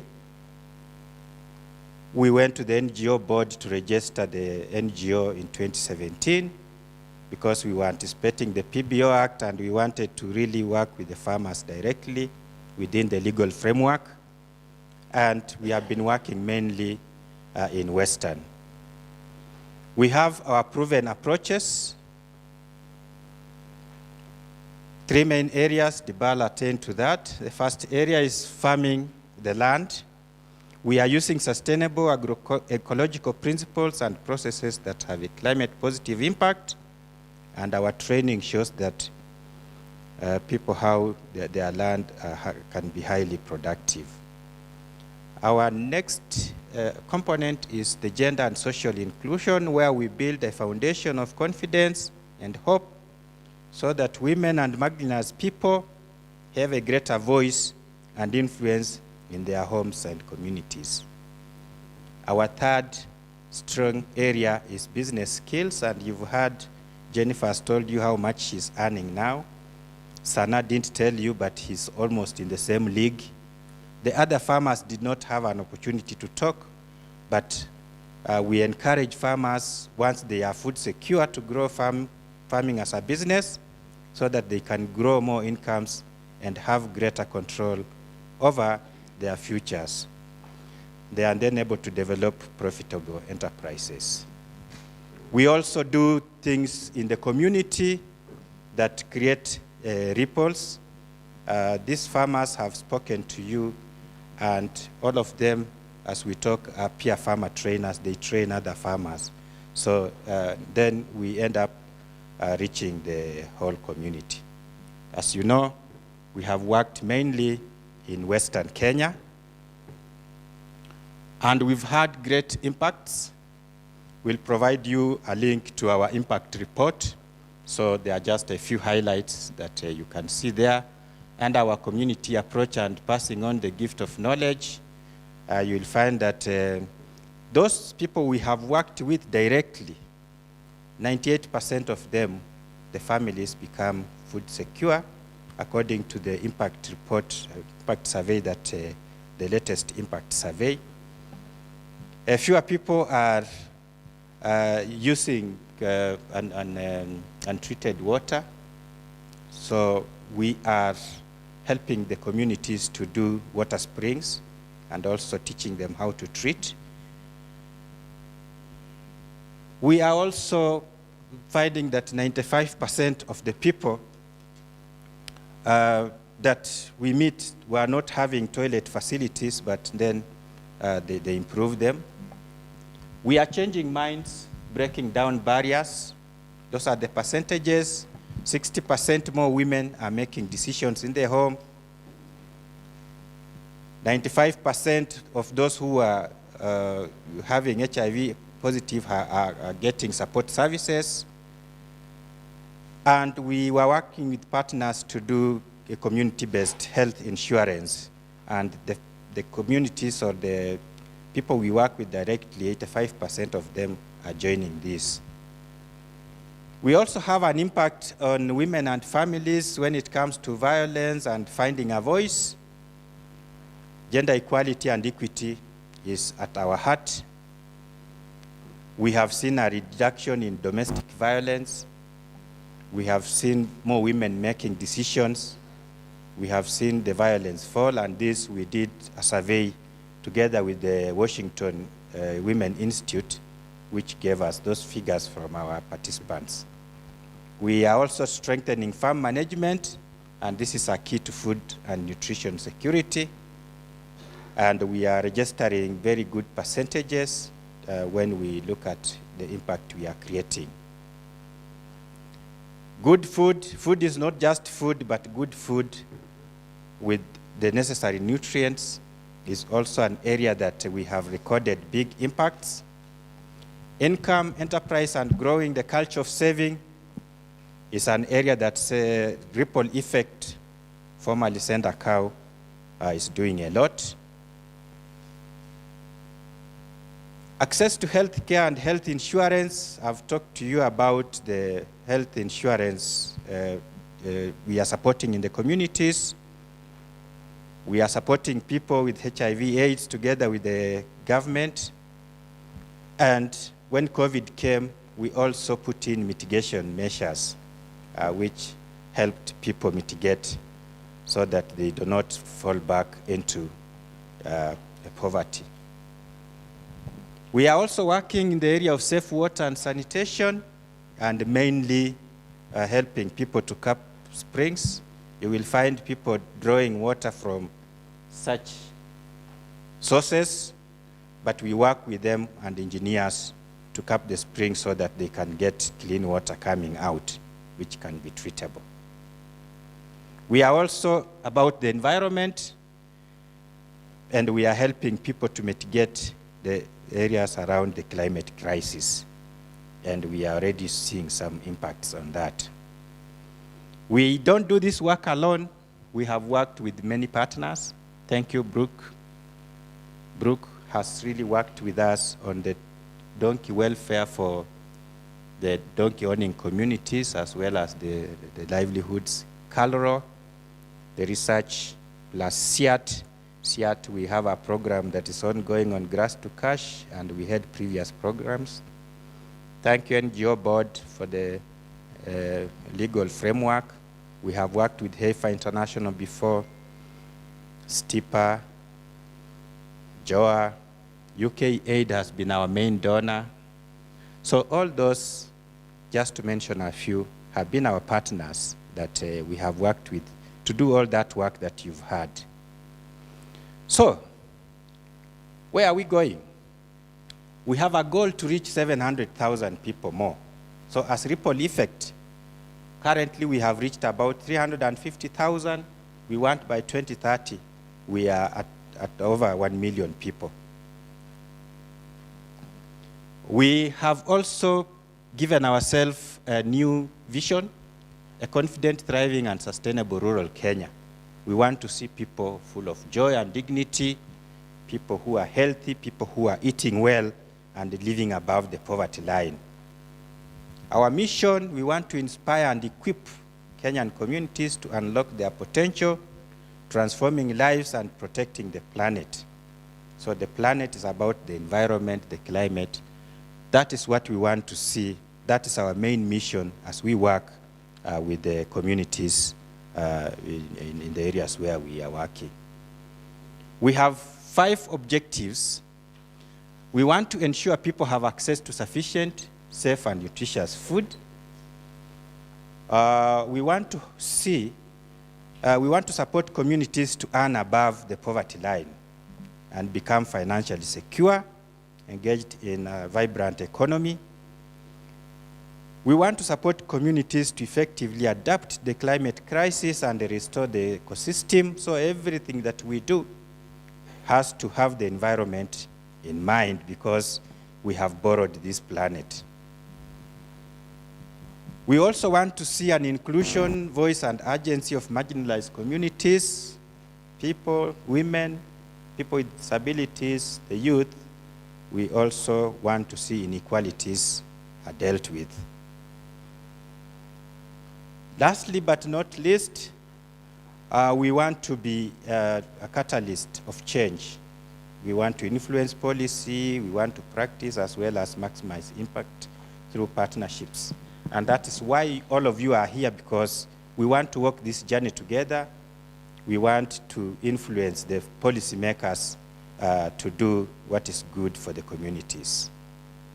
So that is the impact objectives in a snapshot. So, what do we want to do really as our choices as I go towards finishing? We want to reach more people. We want to expand our geographical focus.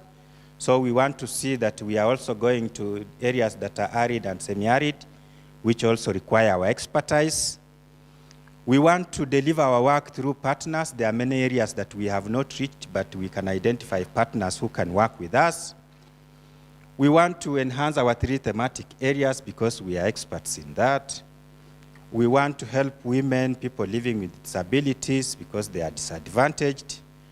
We also want to do business as Sender Cow so that we can be able to become sustainable such that we are not always depending on donors. I've talked about working with youth, and we are looking at sport, working through schools, as one of the things that we may do. Technology is something that is with us here. Everybody here has a mobile phone. We think that that is going to be good for us. Research, we want our work to be informed through research and also disseminate researchable issues. We are experts in livestock. We want, when we go into partnerships, we are also utilizing this in order to give at the advantage that we have. It starts with the farmer, the ripple. Start with the farmer, and it will ripple on and on and on. So let's create ripples. Join us, join Ripple Effect today, and help us build a movement that grows. Ripple Effect, it starts on a Kenyan farm. Thank you very much. Indeed. It starts on a Kenyan farm. Thank you, Titus Sagala, for that. We really do appreciate it. And now you have a clear view where it does really start. You start the wave. Where's your finger? Right, where's your finger? Just turn to your neighbor and poke their ribs and say, Rah! Start the wave. Poke their ribs. Say, start the wave. Start the wave. Start the wave. That is the ripple effect we want to see on the ground. Good. We really pinched for time, so I want us to just go quickly to our panel discussion. We'll just take 10 minutes or less on this so that we can actually also go to the creme de la creme of the day, which is unleashing, of course, the new name and the new logo. And it's a very cushy logo. You've seen it so far, but of course we have to sort of immortalize it and in the solemnity of the occasion, take pictures so that we can put it also on social media and also in our archives as well. But I want to just welcome our panelists here so that we can discuss and put things into perspective briefly. And main thrust of it, as you can see, is all about sustainability. As I mentioned before, they're pegging all these things also on the SDGs, especially, specifically. I don't know if it's SDG 17, right? When we're talking about, or 13, on climate change, which is a reality right now. I'd like to call upon now our panelists to just come in front here so that we can go swiftly with the discussion. And we are having the discussion. The subject matter is breadth versus depth, which builds sustainable change. Which builds sustainable change. Allow me to welcome on stage Rebecca Amukowe. She's the executive director of MEST. So just put your hands together as she comes here.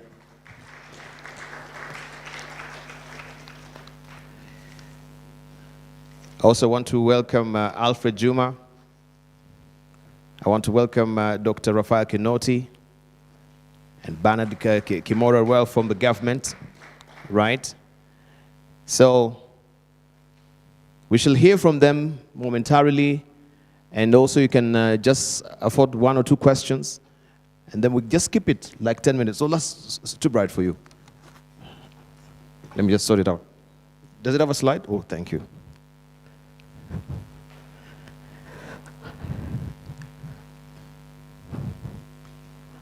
Now I feel like a board member. This is where they normally sit. Thank you so much. So, as I mentioned, we have Rebecca Amukowe. She's the CEO of MESPT. We have also Dr. Rafael Kinoti. He's the CEO of Brook East Africa. Bernard Kimoro, Livestock Climate Smart Specialist from the government, Ministry of Agriculture, Livestock Department. We have as well Alfred Juma. He's here, and of course, he's a program and partnership manager, Ripple Effect Kenya. A warm welcome to all of you. Thank you for joining us.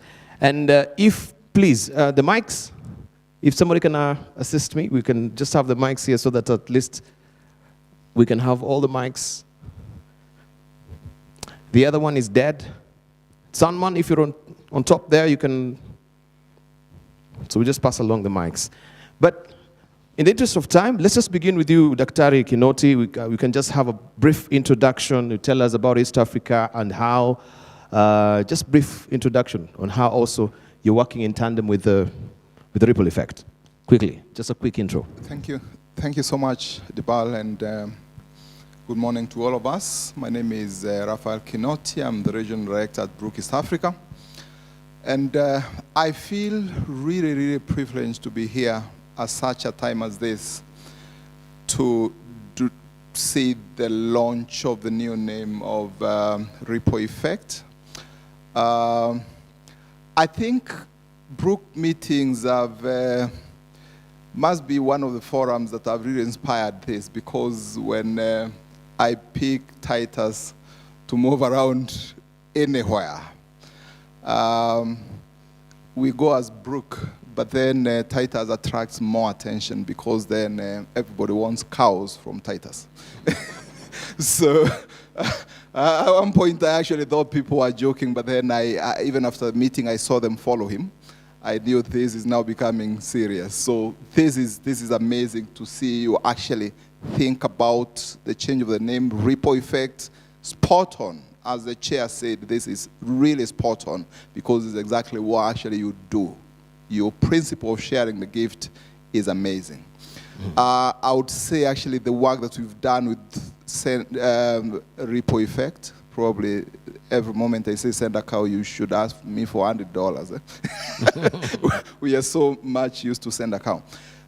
We saw the opportunity of actually impacting communities through your very elaborate way of the depth in terms of what you do. And I would say the partnership that we've had with Send a Cow, Ripple Effect now, has turned around even a lot of our thinking as Brook East Africa. I was sharing with Don the other day and saying it's exciting, this partnership, and probably I'll leave it there and say, yeah, it's great for us to be here. Otherwise, we are all about working animals, and in particular, donkeys, for communities, because then communities need these animals. They transform lives, and I can talk more about that later. Thank you. Thank you. Thank you. Thank you, Dr.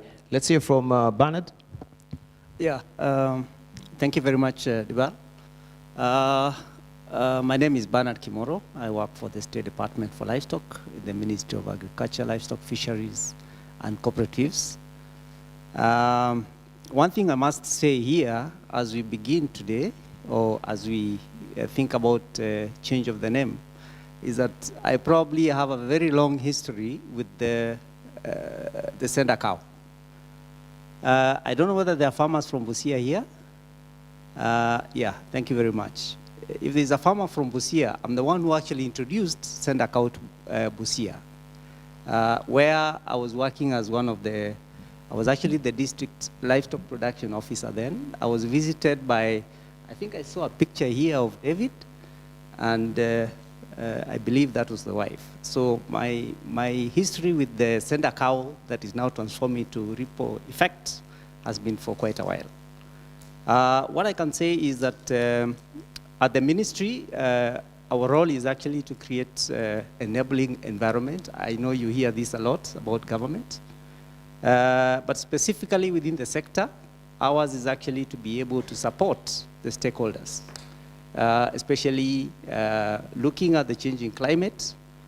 And we are therefore operating through a strategy, Kenya Climate Smart Agriculture Strategy, and also an implementation framework, which is supporting all the activities that you're doing at Ripple Effect.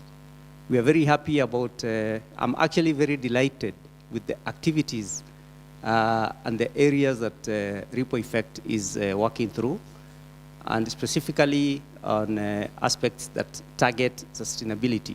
Because as we all know, the climate is changing. Dibal said we only have one planet. There's no planet B. So we really have to safeguard it.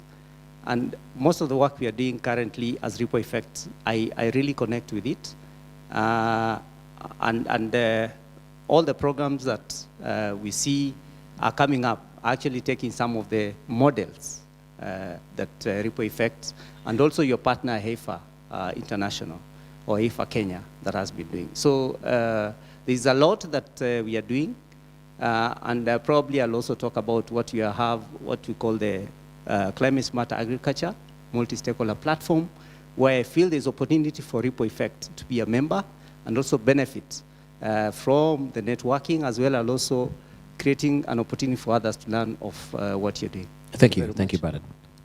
Juma. Thank you very much, everybody. I'm Alfred Juma, the Programs and Partner Support Manager for Send a Cow. Of course, it's a rich history working with Sendakau, now Ripple Effect.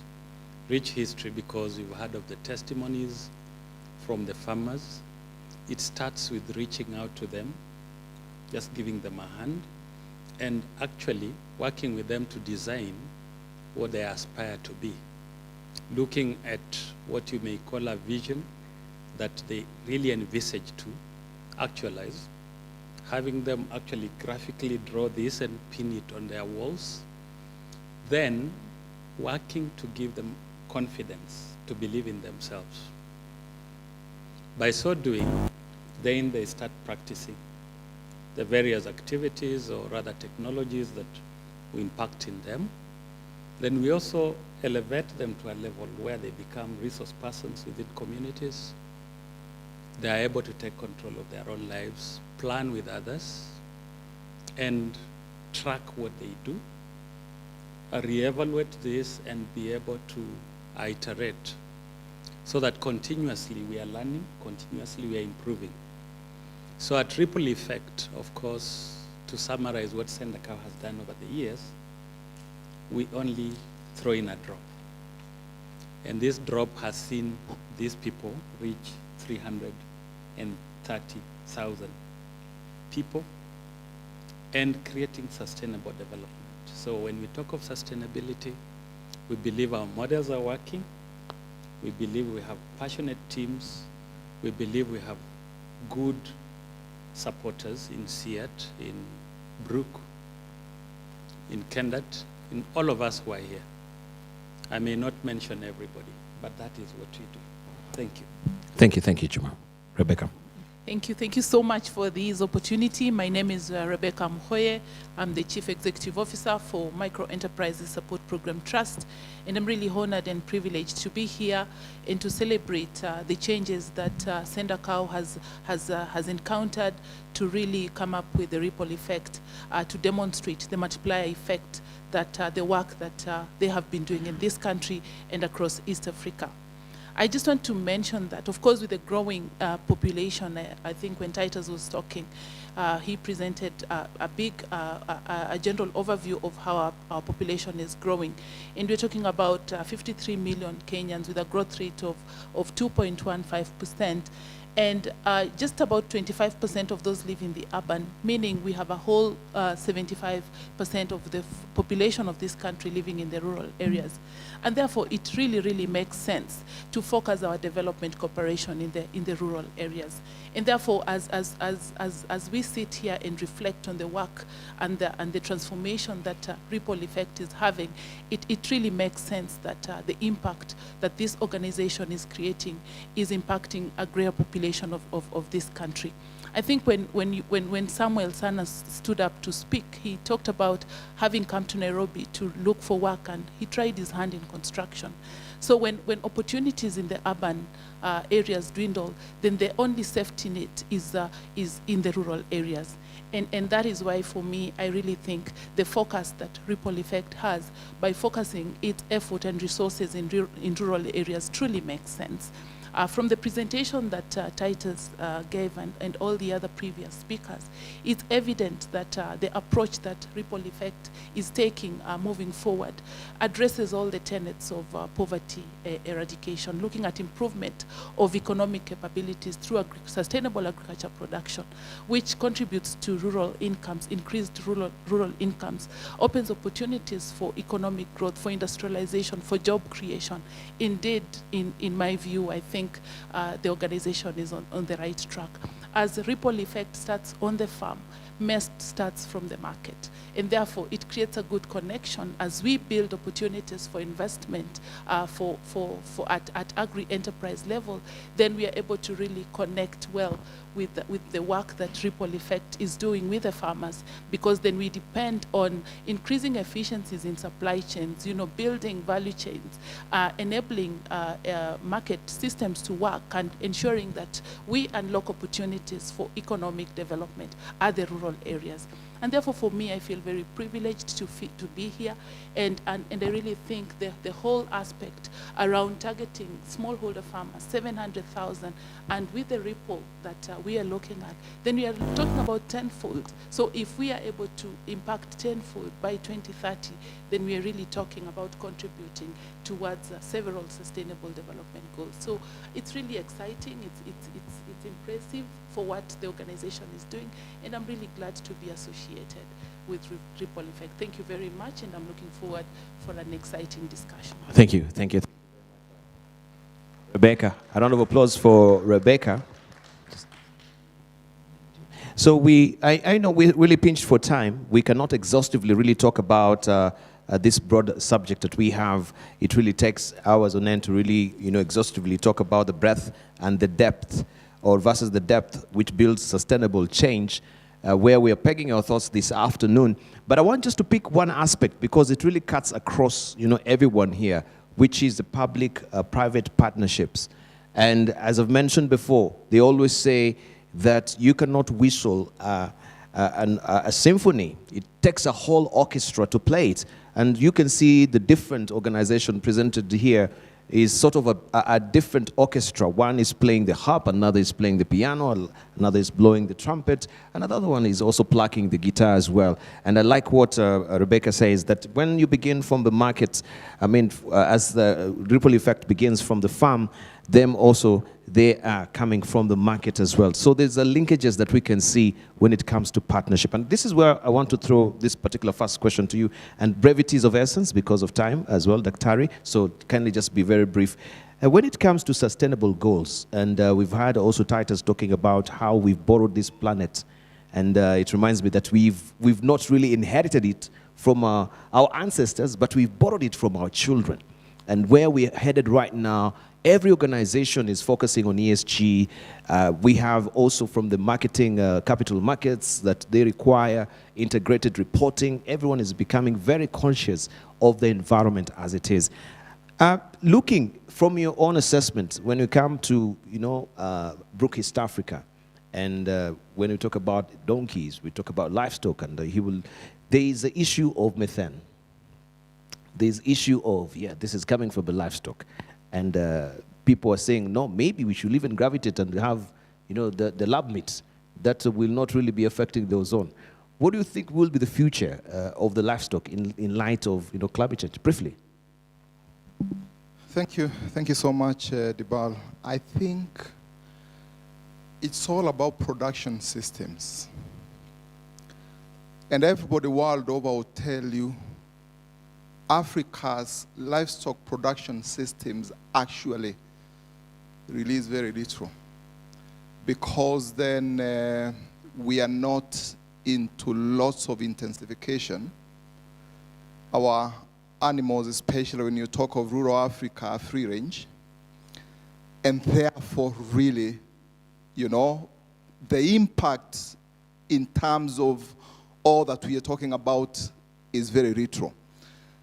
But then, as we develop going forward, because then Africa always thinks everything from the developed world is really nice and good, we need to be very, very careful. And that's why even my brother here, who can actually talk about this subject better than I do, we really need to develop our farms cautiously.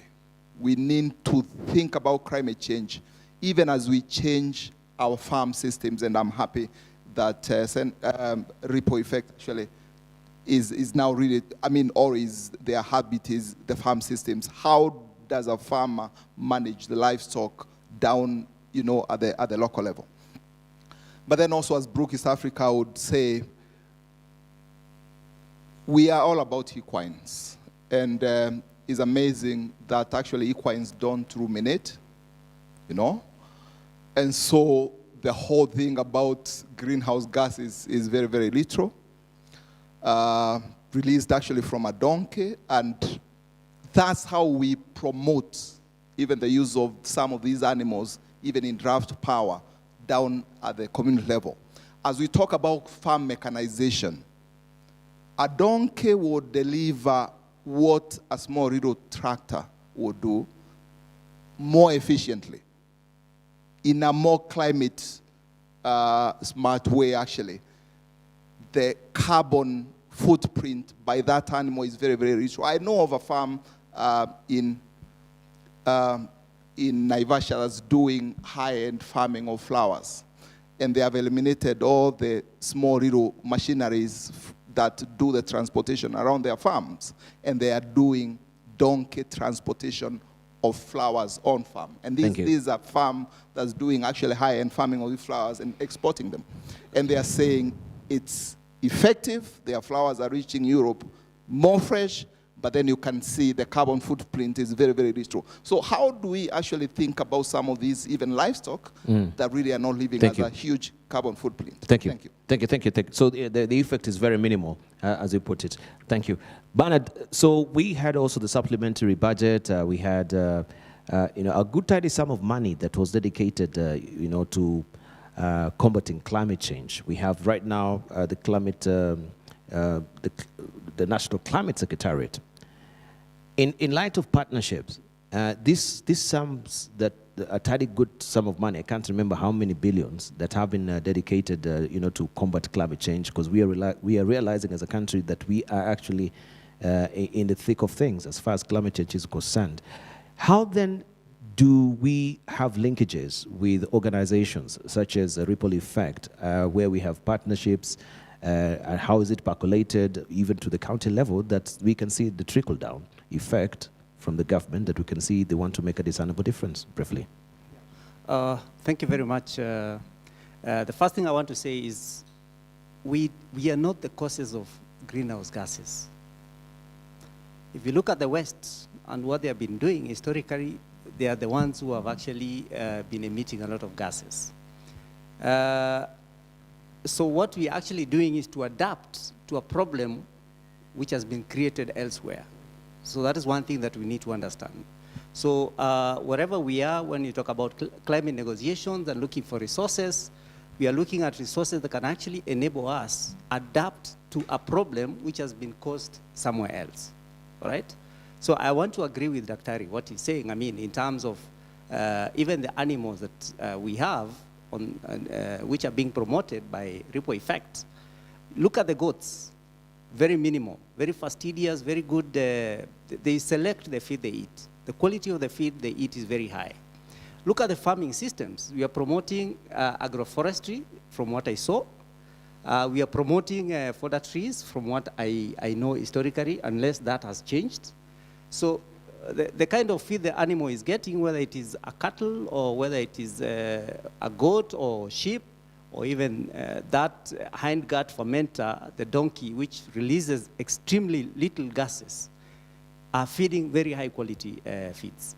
Now, in terms of resources, I do agree there is a lot of money that the government has to put in place for adaptation activities. We are hearing programs that are out there. Maybe some of you have heard of a program called Kenya Climate Smart Agriculture Program. In livestock, we have now a new program which is coming on board. It's called Kenya Livestock Commercialization Project. We also have one which is supposed to deal with mitigation. It's called the Kenya Dairy Nama, okay? But more importantly, what you're asking is about how do we partner? At the sectoral level, we have a climate change unit where all the state departments are members. But more importantly, we have a multi-stakeholder platform where all actors or all institutions and organizations involved in climate actions should be members, all right? That is where we have, we look at almost everything, from investment to actually reporting on the climate actions, to even lobbying and advocacy for policies that are suitable for climate smart agriculture. So there is opportunity for Ripple Effect as an organization to join us within the climate smart agriculture multi-stakeholder platform and dock in to what is already existing. And through that, then you can network as well as also what I said more importantly, there is a lot that Ripple Effect has done and which other organizations can learn to be able to promote the sustainable farming practices. Thank you. Thank you, Bernard. Right, so there's a handy opportunity there, and I come to you, Juma, and I wonder, since you are the partnership manager as well, so how opportunity ready are you when you hear such, such opportunities that are being doled out by the government? How opportunity ready are you? Thank you very much. Of course, at Ripple Effect, one of our strengths is working through partnerships. And this is one of the vehicles we believe will help us to reach these big numbers.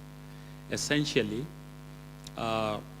we start our partnerships through different dimensions. Of course, we are ready because it's one of our strategic goals that we have to deliver on rather in the strategic objectives.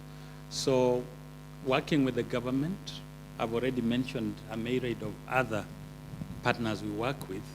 It just synergizes what we work to deliver for farmers, because we believe that on our own, we may not do so much, but we are just a catalyst of change, and this change may come through policy, it may come through canvassing and raising revenue, it may come through building capacity of the people we work with, and also leaving sustainable repository of skills and knowledge.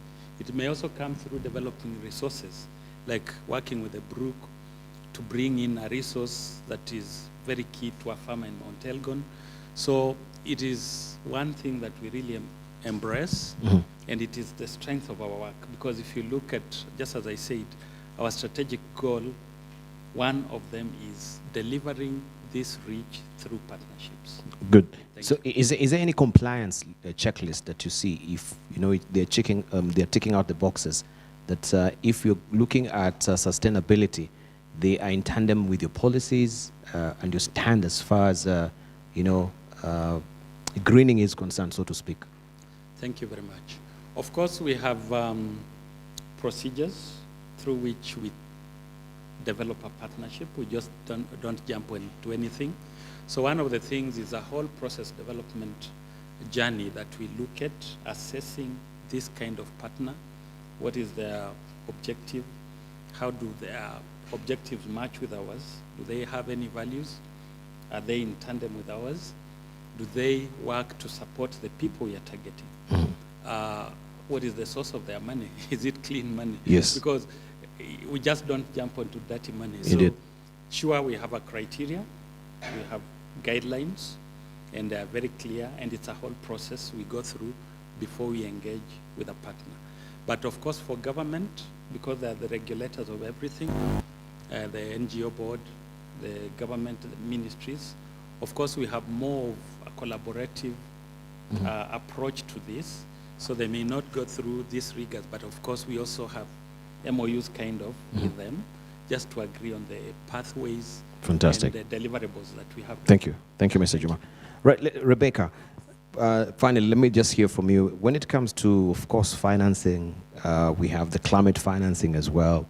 This is where everyone is gravitating. I wonder how also from the microfinancing aspect, you, as you're seeking partnership, how are you emphasizing the aspect of, sustainability, that integration of you having the green financing, so to speak, and whoever is receiving as well, they are compliant in that aspect? Briefly. Thank you. Thank you so much, Debal. Kindly allow me to just speak a little bit on the carbon footprint that you earlier mentioned with regard to sustainable agriculture. I just want to take note of the fact that from the previous presentation, this organization, Ripple Effect, is committed to promoting sustainable agriculture. Really, carbon emission is about the farming practices and the systems that we employ on our farms. And given that agriculture is one of the biggest contributors of carbon in our environment, then it just makes sense that we've got to adopt sustainability in our farming systems. Of course, looking at how to work our soils in terms of minimum tillage, to ensure that the locked up carbon within the soil remains there and doesn't come and impact our environment, is a key mechanism towards ensuring that we are able to mitigate there. The fact that we can be able to keep livestock, whether it's dairy, whether it's livestock for beef or for whatever commodities that we are planning for, and ensuring that the systems that we use, using nature-based solutions on the farm to ensure sustainability in our farming system, then contribute significantly to zero carbon. So back to access to finance, actually my organization, Micro Enterprise Support Program Trust, also plays a very significant role on promoting sustainable financing. We have a component of green financing where we are working with financial intermediaries first to improve their capacities, create awareness and sensitize them on the need for green financing. And we are actually providing what I can say concessional loans for financial intermediaries or institutions for on-lending to smallholder farmers that adhere to compliance around environmental conservation and greening.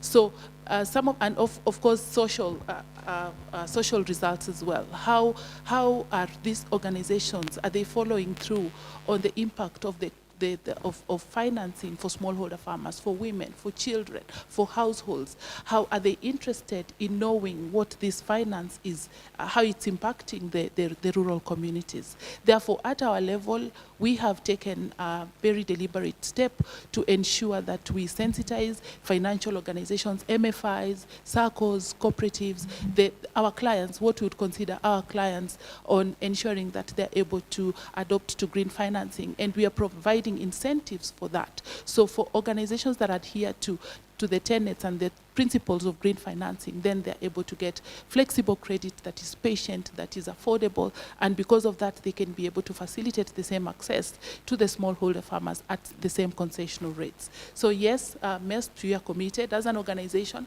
We have a portfolio of just about 2 billion Kenya shillings that we use to lend for wholesale lending to SMEs, to SACCOs, to cooperatives, to MFIs, and we follow through a very strict criteria to identify these organizations. We build their capacities. We provide technical assistance on environmental conservation, on social attributes of lending, to make sure that whatever it is we are doing is really responsible and is sustainable and meets the requirements of conserving our environment. Thank you. Thank you. Thank you very much.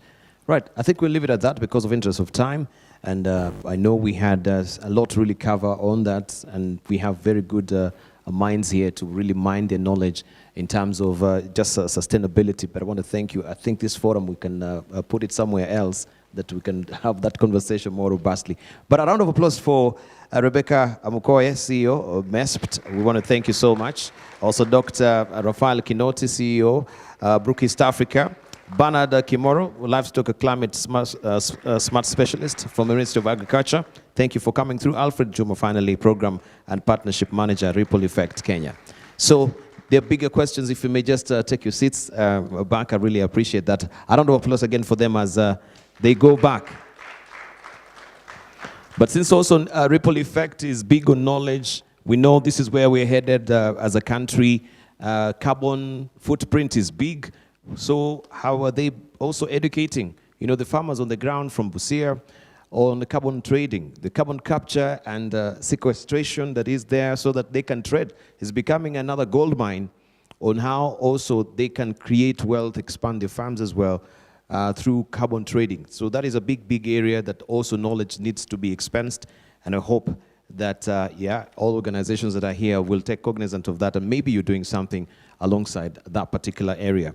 I want to appreciate Taki Seed. Taki Seed, where are you? Were you here? Taki, yeah, fantastic. Just stand up and wave to us. Thank you for coming through. Thank you so much. And also SNV. SNV, where are you? Thank you, SNV. We appreciate you being here also this afternoon. Now, because we're really pinched for time, allow me to just welcome the regional director. That is the Africa Director of Ripple Effect. This is Engineer Fred Ocheng, to just come to the podium, and he will also have the honor of inviting our chief guest to just also talk to us briefly, and then we'll roll the drums. So I hope Yeah, my video team also, you can capture good drum there, so we can roll the drum and we unveil the logo, and then we morph to Ripple Effect officially.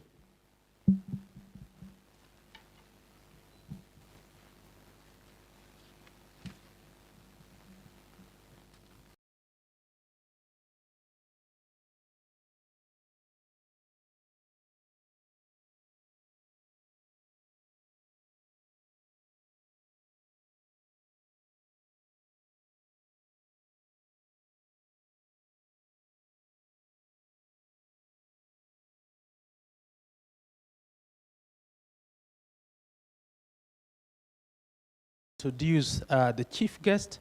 First of all, Titus has talked about their ambition, but it's important to note that Ripple Effect works beyond Kenya.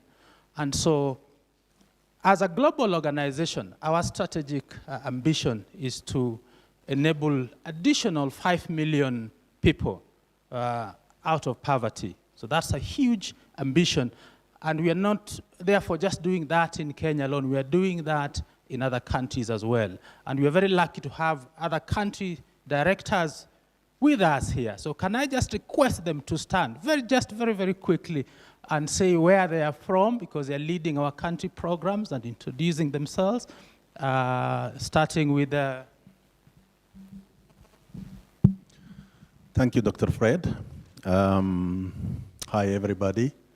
I'm really honored and pleased to be here today.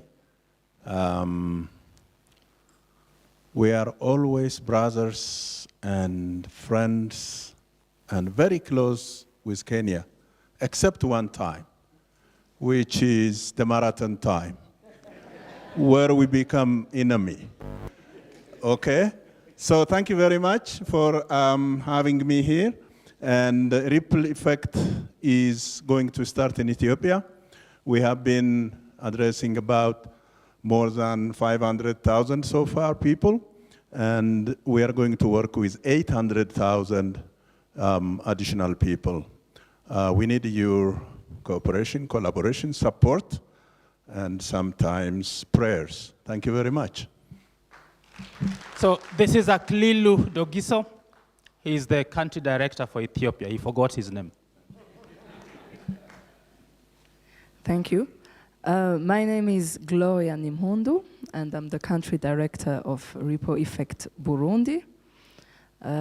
So it's a pleasure to be here, and I'll be doing the same thing on Friday, where we are going to be officially launching the new name and the strategy plan. So I'm very happy to be here. I will copy.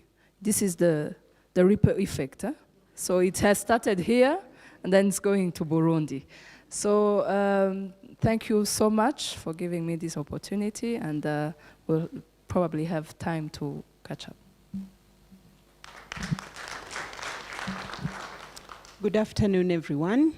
My name is Pamela Ebanyat, and I'm the country director for Ripple Effect Uganda. I would like to congratulate the Ripple Effect Kenya team, board, management, and the regional team on this achievement. We are following suit. Uganda will be reaching out to 800,000 people as well. And very soon, we hope you will come and join us as well when we do a similar thing like Kenya. Thank you so much.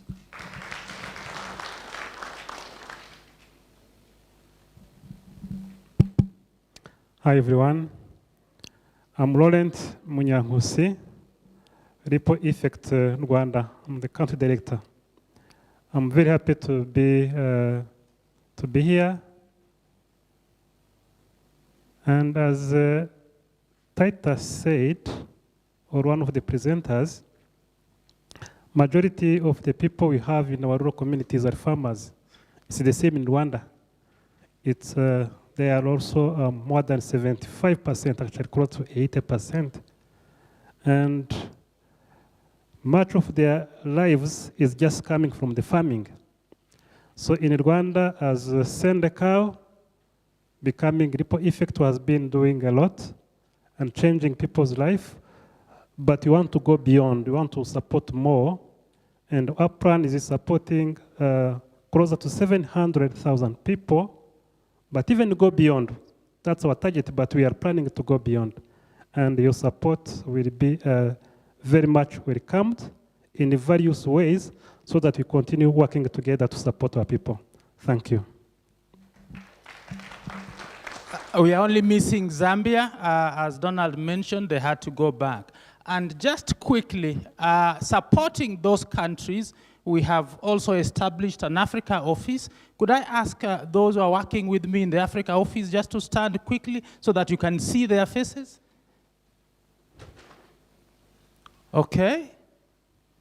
Just quickly, just your name. Good afternoon. My name is Donna, the Business Development Manager.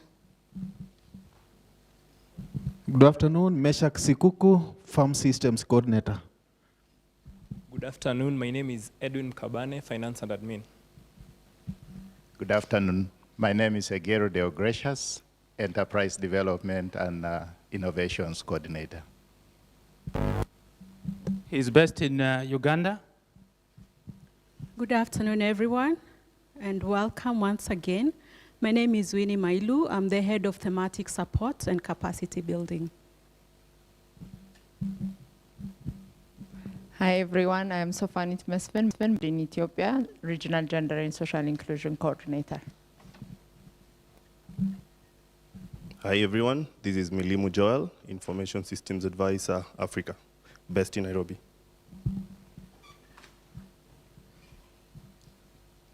Hello, I'm Catherine Mwangi, Head of MNE and Program Effectiveness here in Nairobi, supporting the entire Africa. Thank you.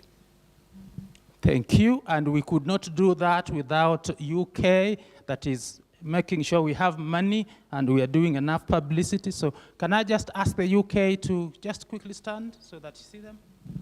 Yeah. Thank you, Fred. Thank you, everybody. And it's very nice to be here from the UK and to be celebrating this special occasion. My name is Peg Bathen. I'm Director of Programme Funding for Ripple Effect. And okay. So Donald is not standing because he's been standing and he has introduced himself. Hello, everybody. I'm Joanna Brownbill. I head up the marketing and communications function, so I'm delighted to see Ripple Effect launch today. It's been a long but exciting process. And you know, the heart of Ripple Effect really came from when we spoke to the project participants and we asked them, what are you really proud of when you work with us? And they said the fact that they're able to share what they have and what they know with others. So to see that come to life and to meet some of our farmers here today is a real privilege. So thank you, everybody. Thank you. And as you've heard, we have a huge strategic ambition. We want to be able to work with you all. You know, as Henry Ford said, that coming together, just the way we've done, is just a beginning. Staying together is another thing altogether. But working together, that is where success is. So please, make sure we do that. Bwana CEO, do you want to join me? And please, could you join me in welcoming the CEO for NGOs Coordination Board, Mr. Mtuman Kanata. He's been very, very helpful to really, let me just say, the NGO sector. And we are not just, working together, but we can actually show value for what we do. But we've been challenging him much more recently that we need to be sustainable and we need the government to give us money. So I'm putting him in a corner. Karibu sana. And thank you very much. Thank you very much, my friend, Dr. Engineer Fred Ochieng, the Regional Africa Director for Ripple Effect.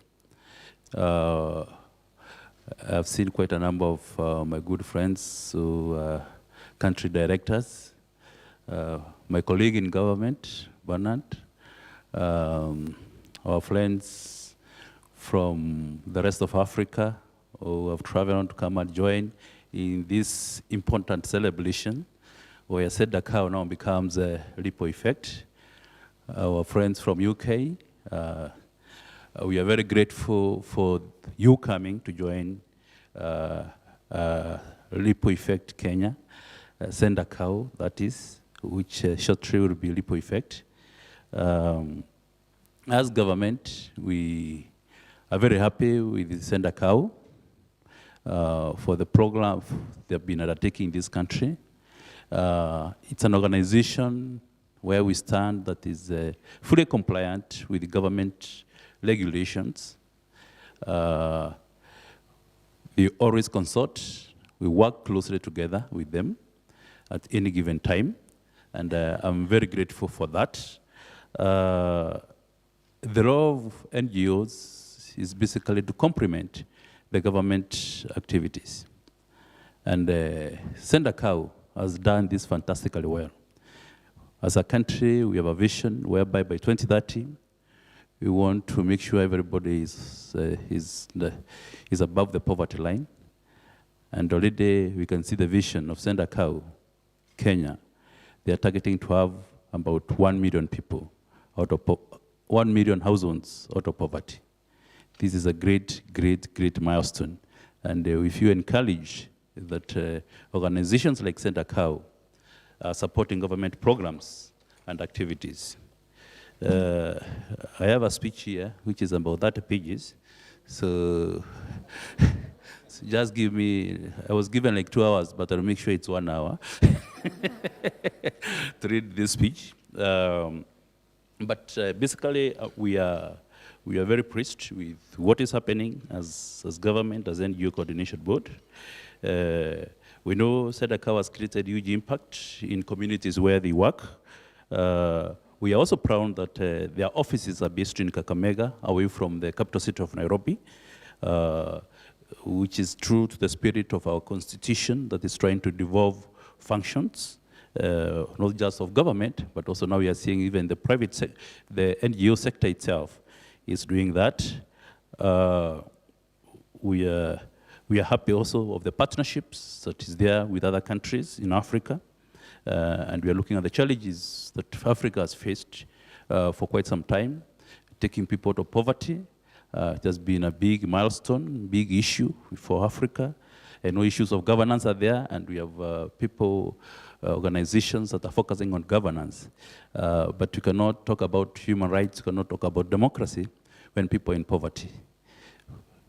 People who are living in poverty are the greatest victims of human rights violations. And therefore, what Send a Cow is doing is to dignify our people, to ensure that we have inclusion in terms of development in areas of gender, the different communities and other areas. So we are really pleased for what you are doing. And I must say that I'm very happy to be part and parcel of this particular occasion. And I want to say hearty congratulations to you all for this decision to change your name. I know there is a local church in my village which had a very difficult name, which sounded like a toilet.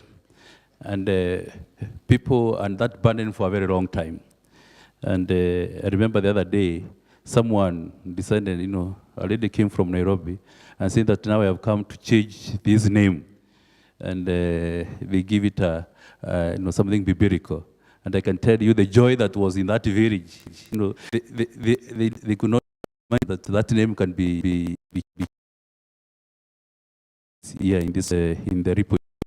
That yes, it is possible to change the name, and the name will. The change of the name is not just the change of the name, it's the impact that is going to create, the ripples that is going to create. And we hope that change of the Send a Cow will ripple even the effect of Send a Cow in areas that they are working. So we are very grateful. Thank you very much, Fred, and I wish you all the best. I hope I've taken my 1 hour. Thank you.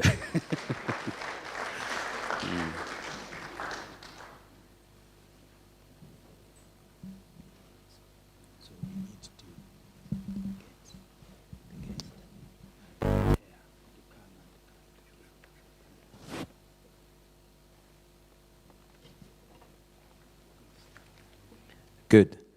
All right, this is a moment that we'll be all waiting for to crown the moment of morphing from send a cow to ripple effect. And the executive director, you can see, yes, we've got a cake which is readily waiting for us. So we'll be glad that you will join us and also just to make sure that this moment is immortalized in a ceremony as it is.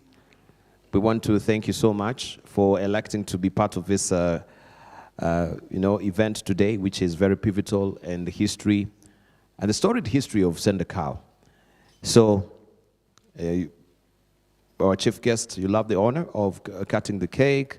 And so we'll begin with, of course, the executive director. And I'll be glad, yes, to have the board members are here. And then afterwards, we'll get also a moment to just have a Kodak moment.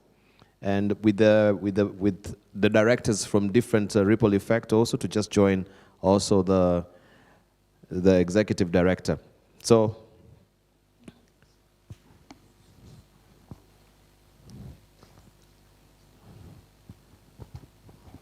Boma executive director, you can say something in light of when you're toasting or also.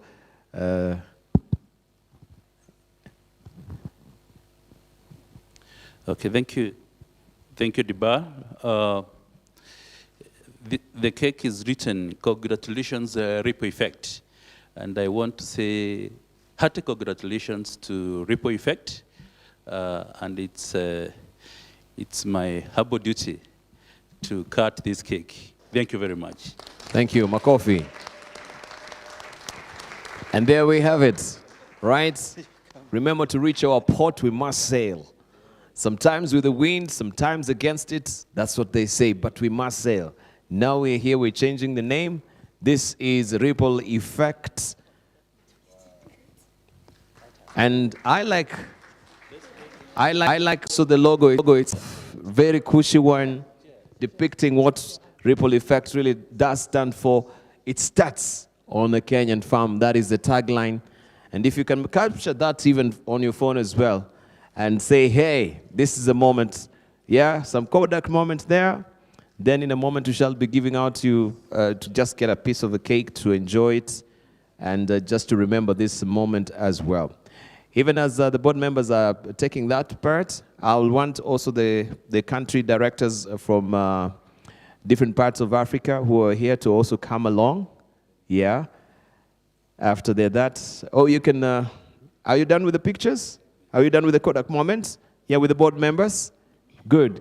Could we have also different directors from Burundi, Ethiopia, joining us with, yeah. Bona chief guest, we have a very long task today, a bit, so we want still you to join, yes, be flanked also with the directors from different parts of Africa, and also Daktari Engineer Fred as well. Yeah, so all the directors are here. Thank you so much. So we can just take a moment there.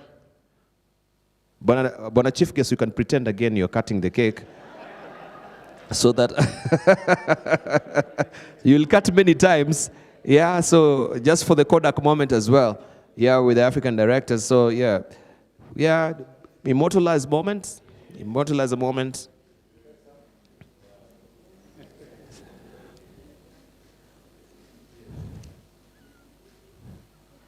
Yeah, and before we go, I would like also, I'd like also the officials from the UK as well to join us on this. Yeah, from the UK, with all the directors who are here, kindly, so that we can immortalize there. Bonaidi, you will continue just pretending. I know you're a very good movie star. So this is what they normally do. That's why they are paid a lot of money. They pretend a lot. Yeah, all the directors, kindly don't go away. All of you, yes, all of you, so that yes, this is the Ripple Effect family. Yeah.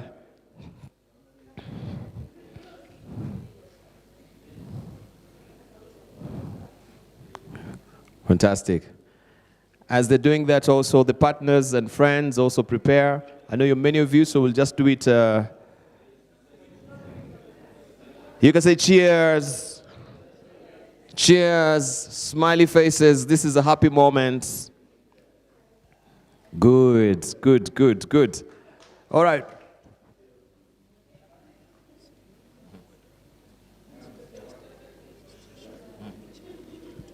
Sure.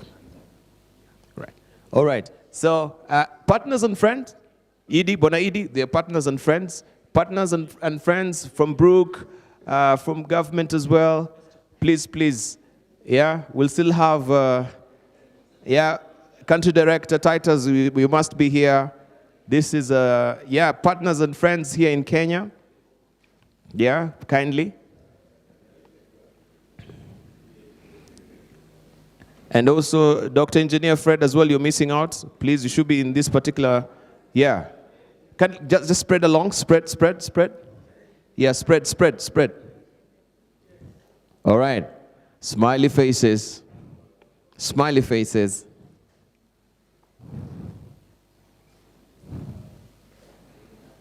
All right.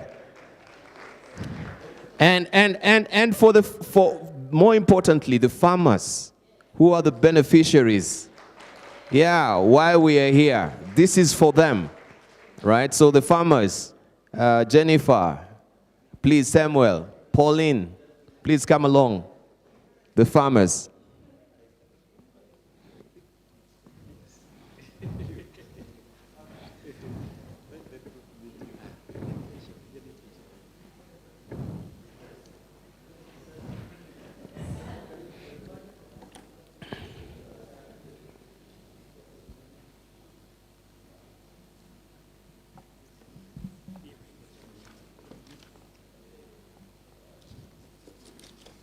Good. You're the reason why we are a ripple effect, and we really appreciate you're the implementers on the ground. Without you, this cannot really happen. And so we appreciate every effort you put. Yeah, Professor Japesa, what you do, you must eat a piece of cake, a big one also for Japesa, and the rest of the farmers as well on what you're doing on the ground. We really do appreciate. Thank you so very much. All right. I know that we have many partners. For them that they missed the first opportunity, Bona Idi is still standing. Partners who have come also from, they're joining us from various parts of the world. Please come along as well. Partners from different organizations. Partners that they didn't take part in the first picture. If you're here, please, you may come along. If you're done, I don't want anyone to miss out on this.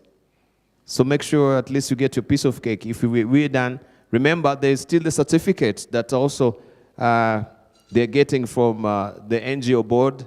You know, this is a change of name, so technicalities around also legal framework will come within that particular territory.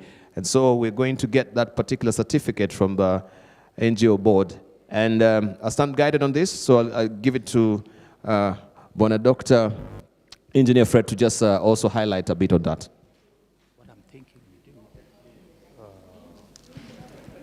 This is the staff. So let the staff do it, and then they can see it, and then we do the certificate handover. Yes, we want to do it here. We will remove the cake, and then we do it after the staff.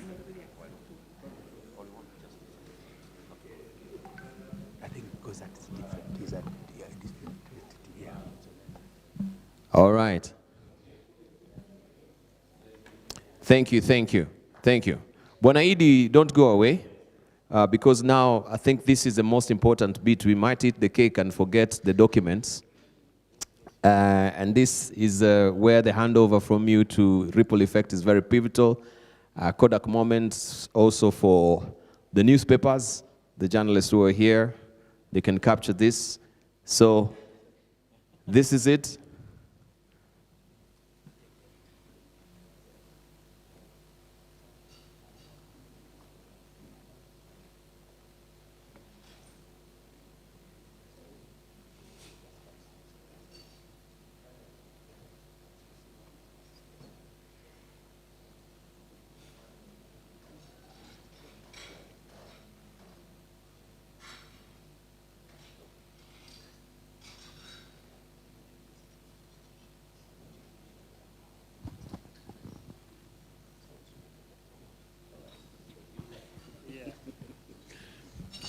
All right, so this is the certificate, and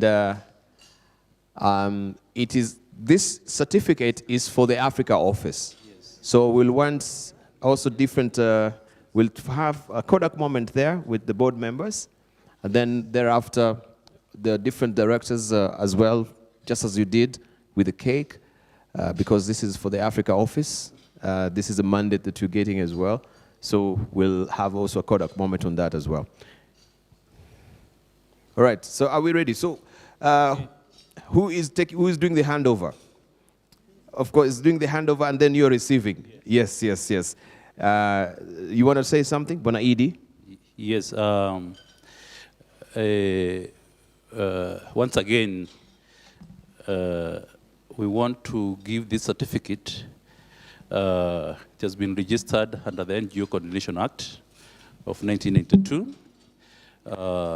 The people who are registering have met all the requirements of the Act and its attendant regulations.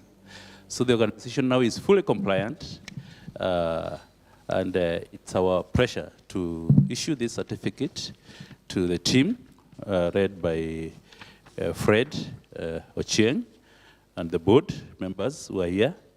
So let me now officially, hand over this certificate to Dr. Fred Ochieng and the team.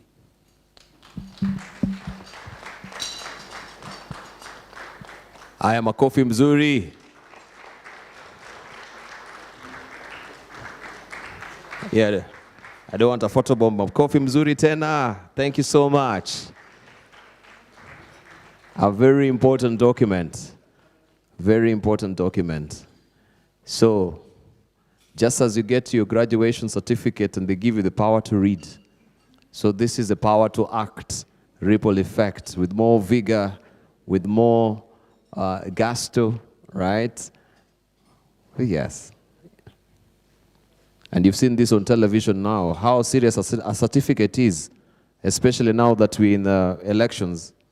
When they do that, you know how it's a breath of fresh air for some of the legislators. If you don't have that document, you've seen the fights.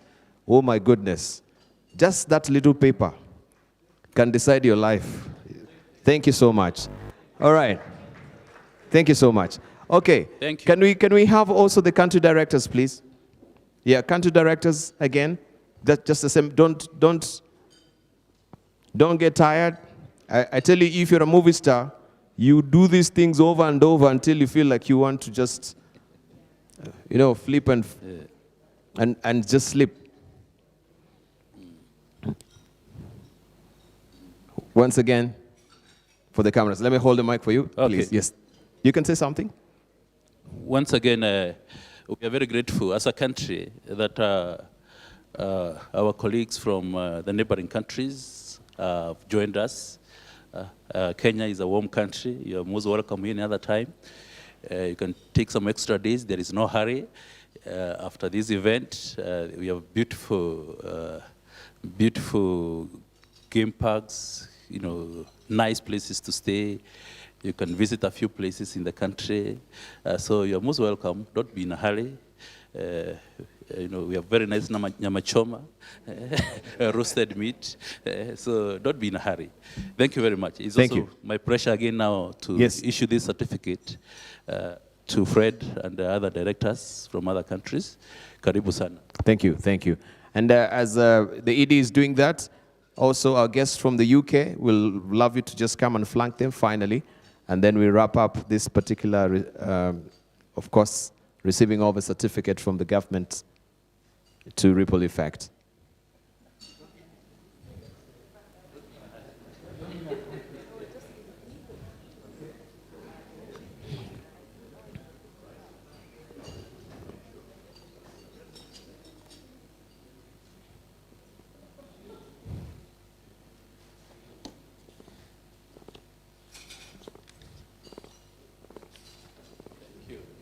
Thank you. A round of applause for them. Thank you very much. So don't be in a tearing rush. Briefly, we are winding up right now. And of course, we'll want to hear finally from the global CEO This is Paul Stewart, and this is a pre-recorded video just to, add to the gaiety of the occasion and in the solemnity of the occasion as well, to hear from him. If we may just dim our lights, and this is it, then after the brief speech from him or remarks, we shall have also Joyce Majiwa, who is a board member, to just come and give to move vote of thanks as well, and then we'll be done. Kindly. Ladies and gentlemen, put your hands together and make me welcome Paul Stewart, the global CEO. Good afternoon. My name is Paul Stewart, and I'm the CEO of Ripple Effect. I'm sorry not to be with you in person this afternoon, but I'll be traveling in Burundi, visiting some of the communities and families that we work alongside there before our Ripple Effect Burundi launch this Friday. I really hope you've enjoyed the event so far. I know it's been a packed event where you'll have heard about our new strategy, our exciting new name, and also have just had an interesting panel discussion. I thought carefully about the things that I could share in the closing remarks, and I decided on 3 items. The first of these is that the impact of our work really is transformational. I've visited it a number of times over the years, and I've seen the changes that happen. I'm delighted this afternoon that you've got to hear from some of the farmers that we work with and hear those stories firsthand, and I'm sure that's been very powerful. At Ripple Effect, it starts on an African farm. Our dedicated and committed staff provide practical, people-focused and patient training, and as farmers come together, they grow more. We see significant improvements in nutrition and in health. And then they sell more. And for each family that we work with, we see that 3 more benefit. The second thing that I wanted to share is that we're ambitious for growth. So we currently work with just under 800,000 people across 6 countries in sub-Saharan Africa. And in our new strategy, our goal is to reach more than 5 million more by 2030.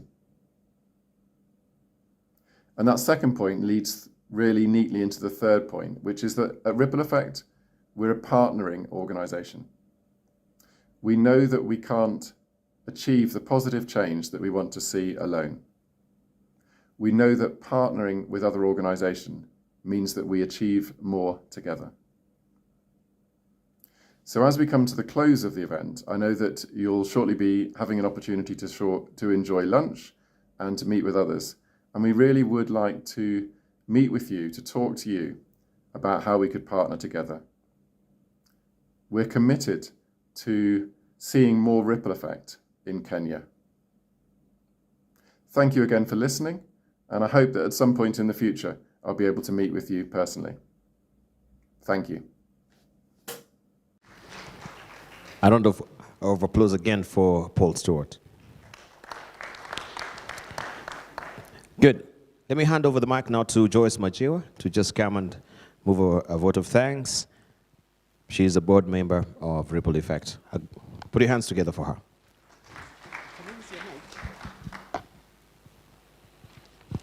Our chief guest, distinguished ladies and gentlemen, mine is to give a vote of thanks. So a simple task again, Fred, following your simple task. Chief guest, I have to start by thanking you. And it's very apt that you're here today, and you're our chief guest, and you're the CEO of the NGO board. I thank you very much because I'm one of the people who had been trying to get certificates for various clients. It was so difficult before you to get certificates to be registered as an NGO in this country. But you have made this task good, easy, manageable, and you have partnered with us. And I want to thank you for that. We appreciate it, and we wish that you would keep it up. Secondly, I want to thank the government representatives who are here. Again, mixing between government representatives and civil society organizations or NGOs. had been a bit like water and oil, but slowly it is coming to gel. And we are starting to learn that we are partners working together for the common good. And that therefore, I thank the government representatives who are here and very articulate in, both of you were very articulate. I think the department, I think now they're called Directorate of Livestock, I think that was it. He was very articulate. I was very appreciative of the remarks that he gave, particularly inviting Ripple Effect to come and join with them to be partners in climate change. So thank you very much. I think you may have left, but still, thank you. I want to thank our partners who have supported Ripple Effect through Send-A-Cow and now through Ripple Effect. And please forgive me if I do not mention your name. I'm sure that God hears and knows that you have been supporting us. Brooke, thank you very much. Calro, thank you very much. UK Aid, thank you very much. Siet, thank you very much. Isipe, thank you very much. Ilri, I know you're not represented here, but I thank you. And just to let you know, my husband was working with Ilri, so I can't leave it out. Heifer International, and I had also, I think if I've forgotten some, my CEO will help me. But all the partners that are supporting Ripple Effect, please know that the work that you are supporting goes to the core to support the very people that you see here. This lady that you see here in this picture gave a testimony that she used to go to the teachers to cry for her children to be accepted in school without fees. But as at the time we were talking with her, she had already paid all the fees and she was supporting others. So I thank you very much, our partners, for what you're doing to support Ripple Effect. Know that you're supporting the very core of this nation. I also want to thank the corporate partners. You're slowly coming in to work with us. I had ABSA mentioned. I also had some other banks mentioned. Please continue to work with us because we are working in the same countries. If Jennifer has a bank account in which she's depositing 40,000 per month, per day, that works well for ABSA or Standard or Equity or whichever bank that she will be banking with. So our partnership can actually help each one of us very much. I want to thank the media who are present here, give good coverage to us. Our Send-A-Cow was dear as a name to people, but we have moved to Ripple Effect for reasons that have been stated here. Thank you for supporting us, and we pray that you continue to support us. I want to thank the Ripple Effect teams who are here, starting with our various African country directors. Thank you very much for the work that you're doing in your various countries. We always get report from our group CEO who gives us a good report of the work that each one of you is doing in your various countries. Thank you very much, and thank you with your teams. Ripple Effect UK, represented here, thank you very much for support that you're giving us and for working with us closely as genuine partners and not as a leader over another. So thank you very much, Ripple Effect UK. I have already thanked Ripple Effect teams in the country of in the continent of Africa, but let me just mention Uganda, Rwanda, Ethiopia, Burundi, and Rwanda, I think, and Burundi. Thank you for the work that you're doing. I want to thank Ripple Effect, the new baby on the block, which is Ripple Effect Africa. I think you have formed a formidable team, and you're going to do a good job in supporting the African various country teams. Let me come back to my own board. Thank you very much, Chair, and the board of Ripple Effect Kenya. You have done a wonderful job. I also want to come back to my own secretariat, Kenya.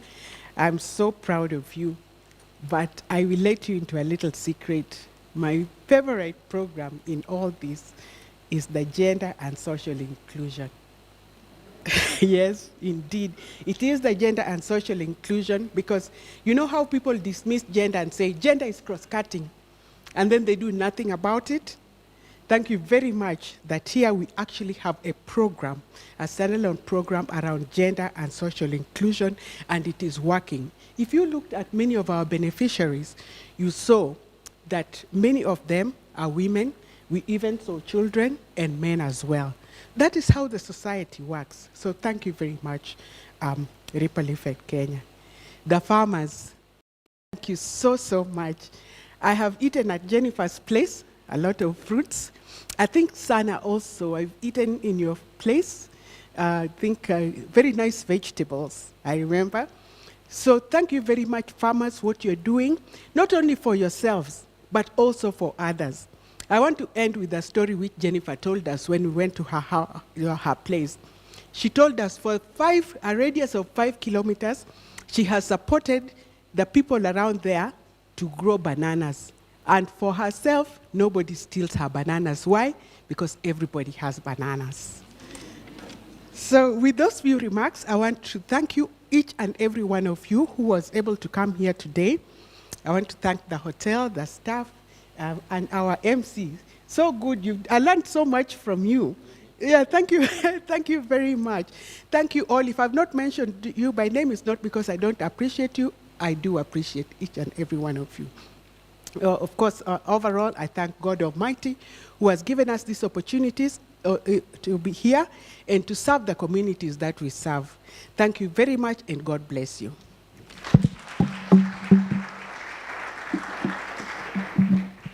Thank you. Thank you, Joyce. A round of applause for Joyce again. So, ladies and gentlemen, thank you so very much. I really do appreciate. I know it's 2 o'clock on the nose right now. We were meant to actually have wrapped up this program at 1 o'clock. I want to profusely say I'm really sorry. This is a bad management of time from my end, but also to thank you for being amazingly patient and waiting to see, of course, the launch of Ripple Effect. Now, I mentioned earlier that a good name is better than rubies. Can we keep that good name? Can we continue with the work that you have begun in helping farmers? And you can see the testimony therein.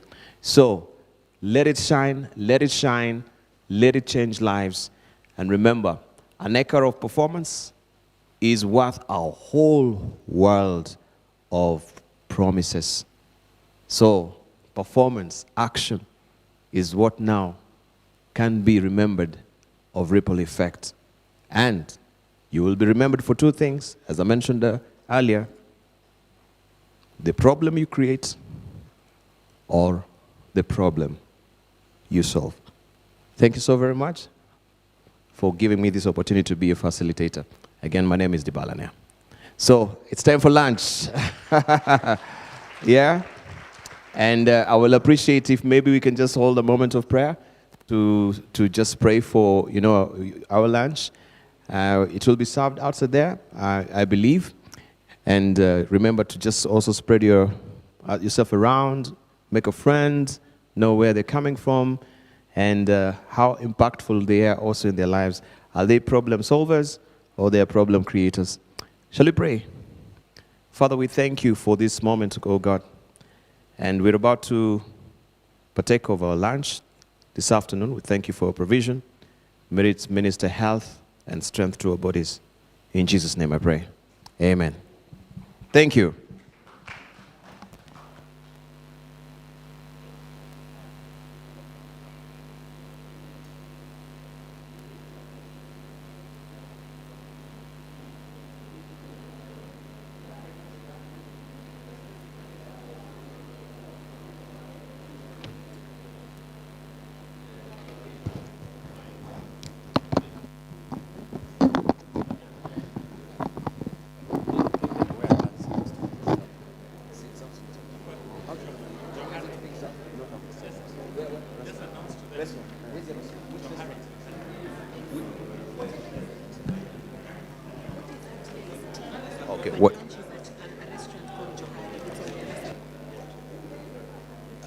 Okay, so lunch is at the restaurant called Johari. What is outside is just tea. You can go to Johari, the restaurant at the inn. So that is where lunch is being served.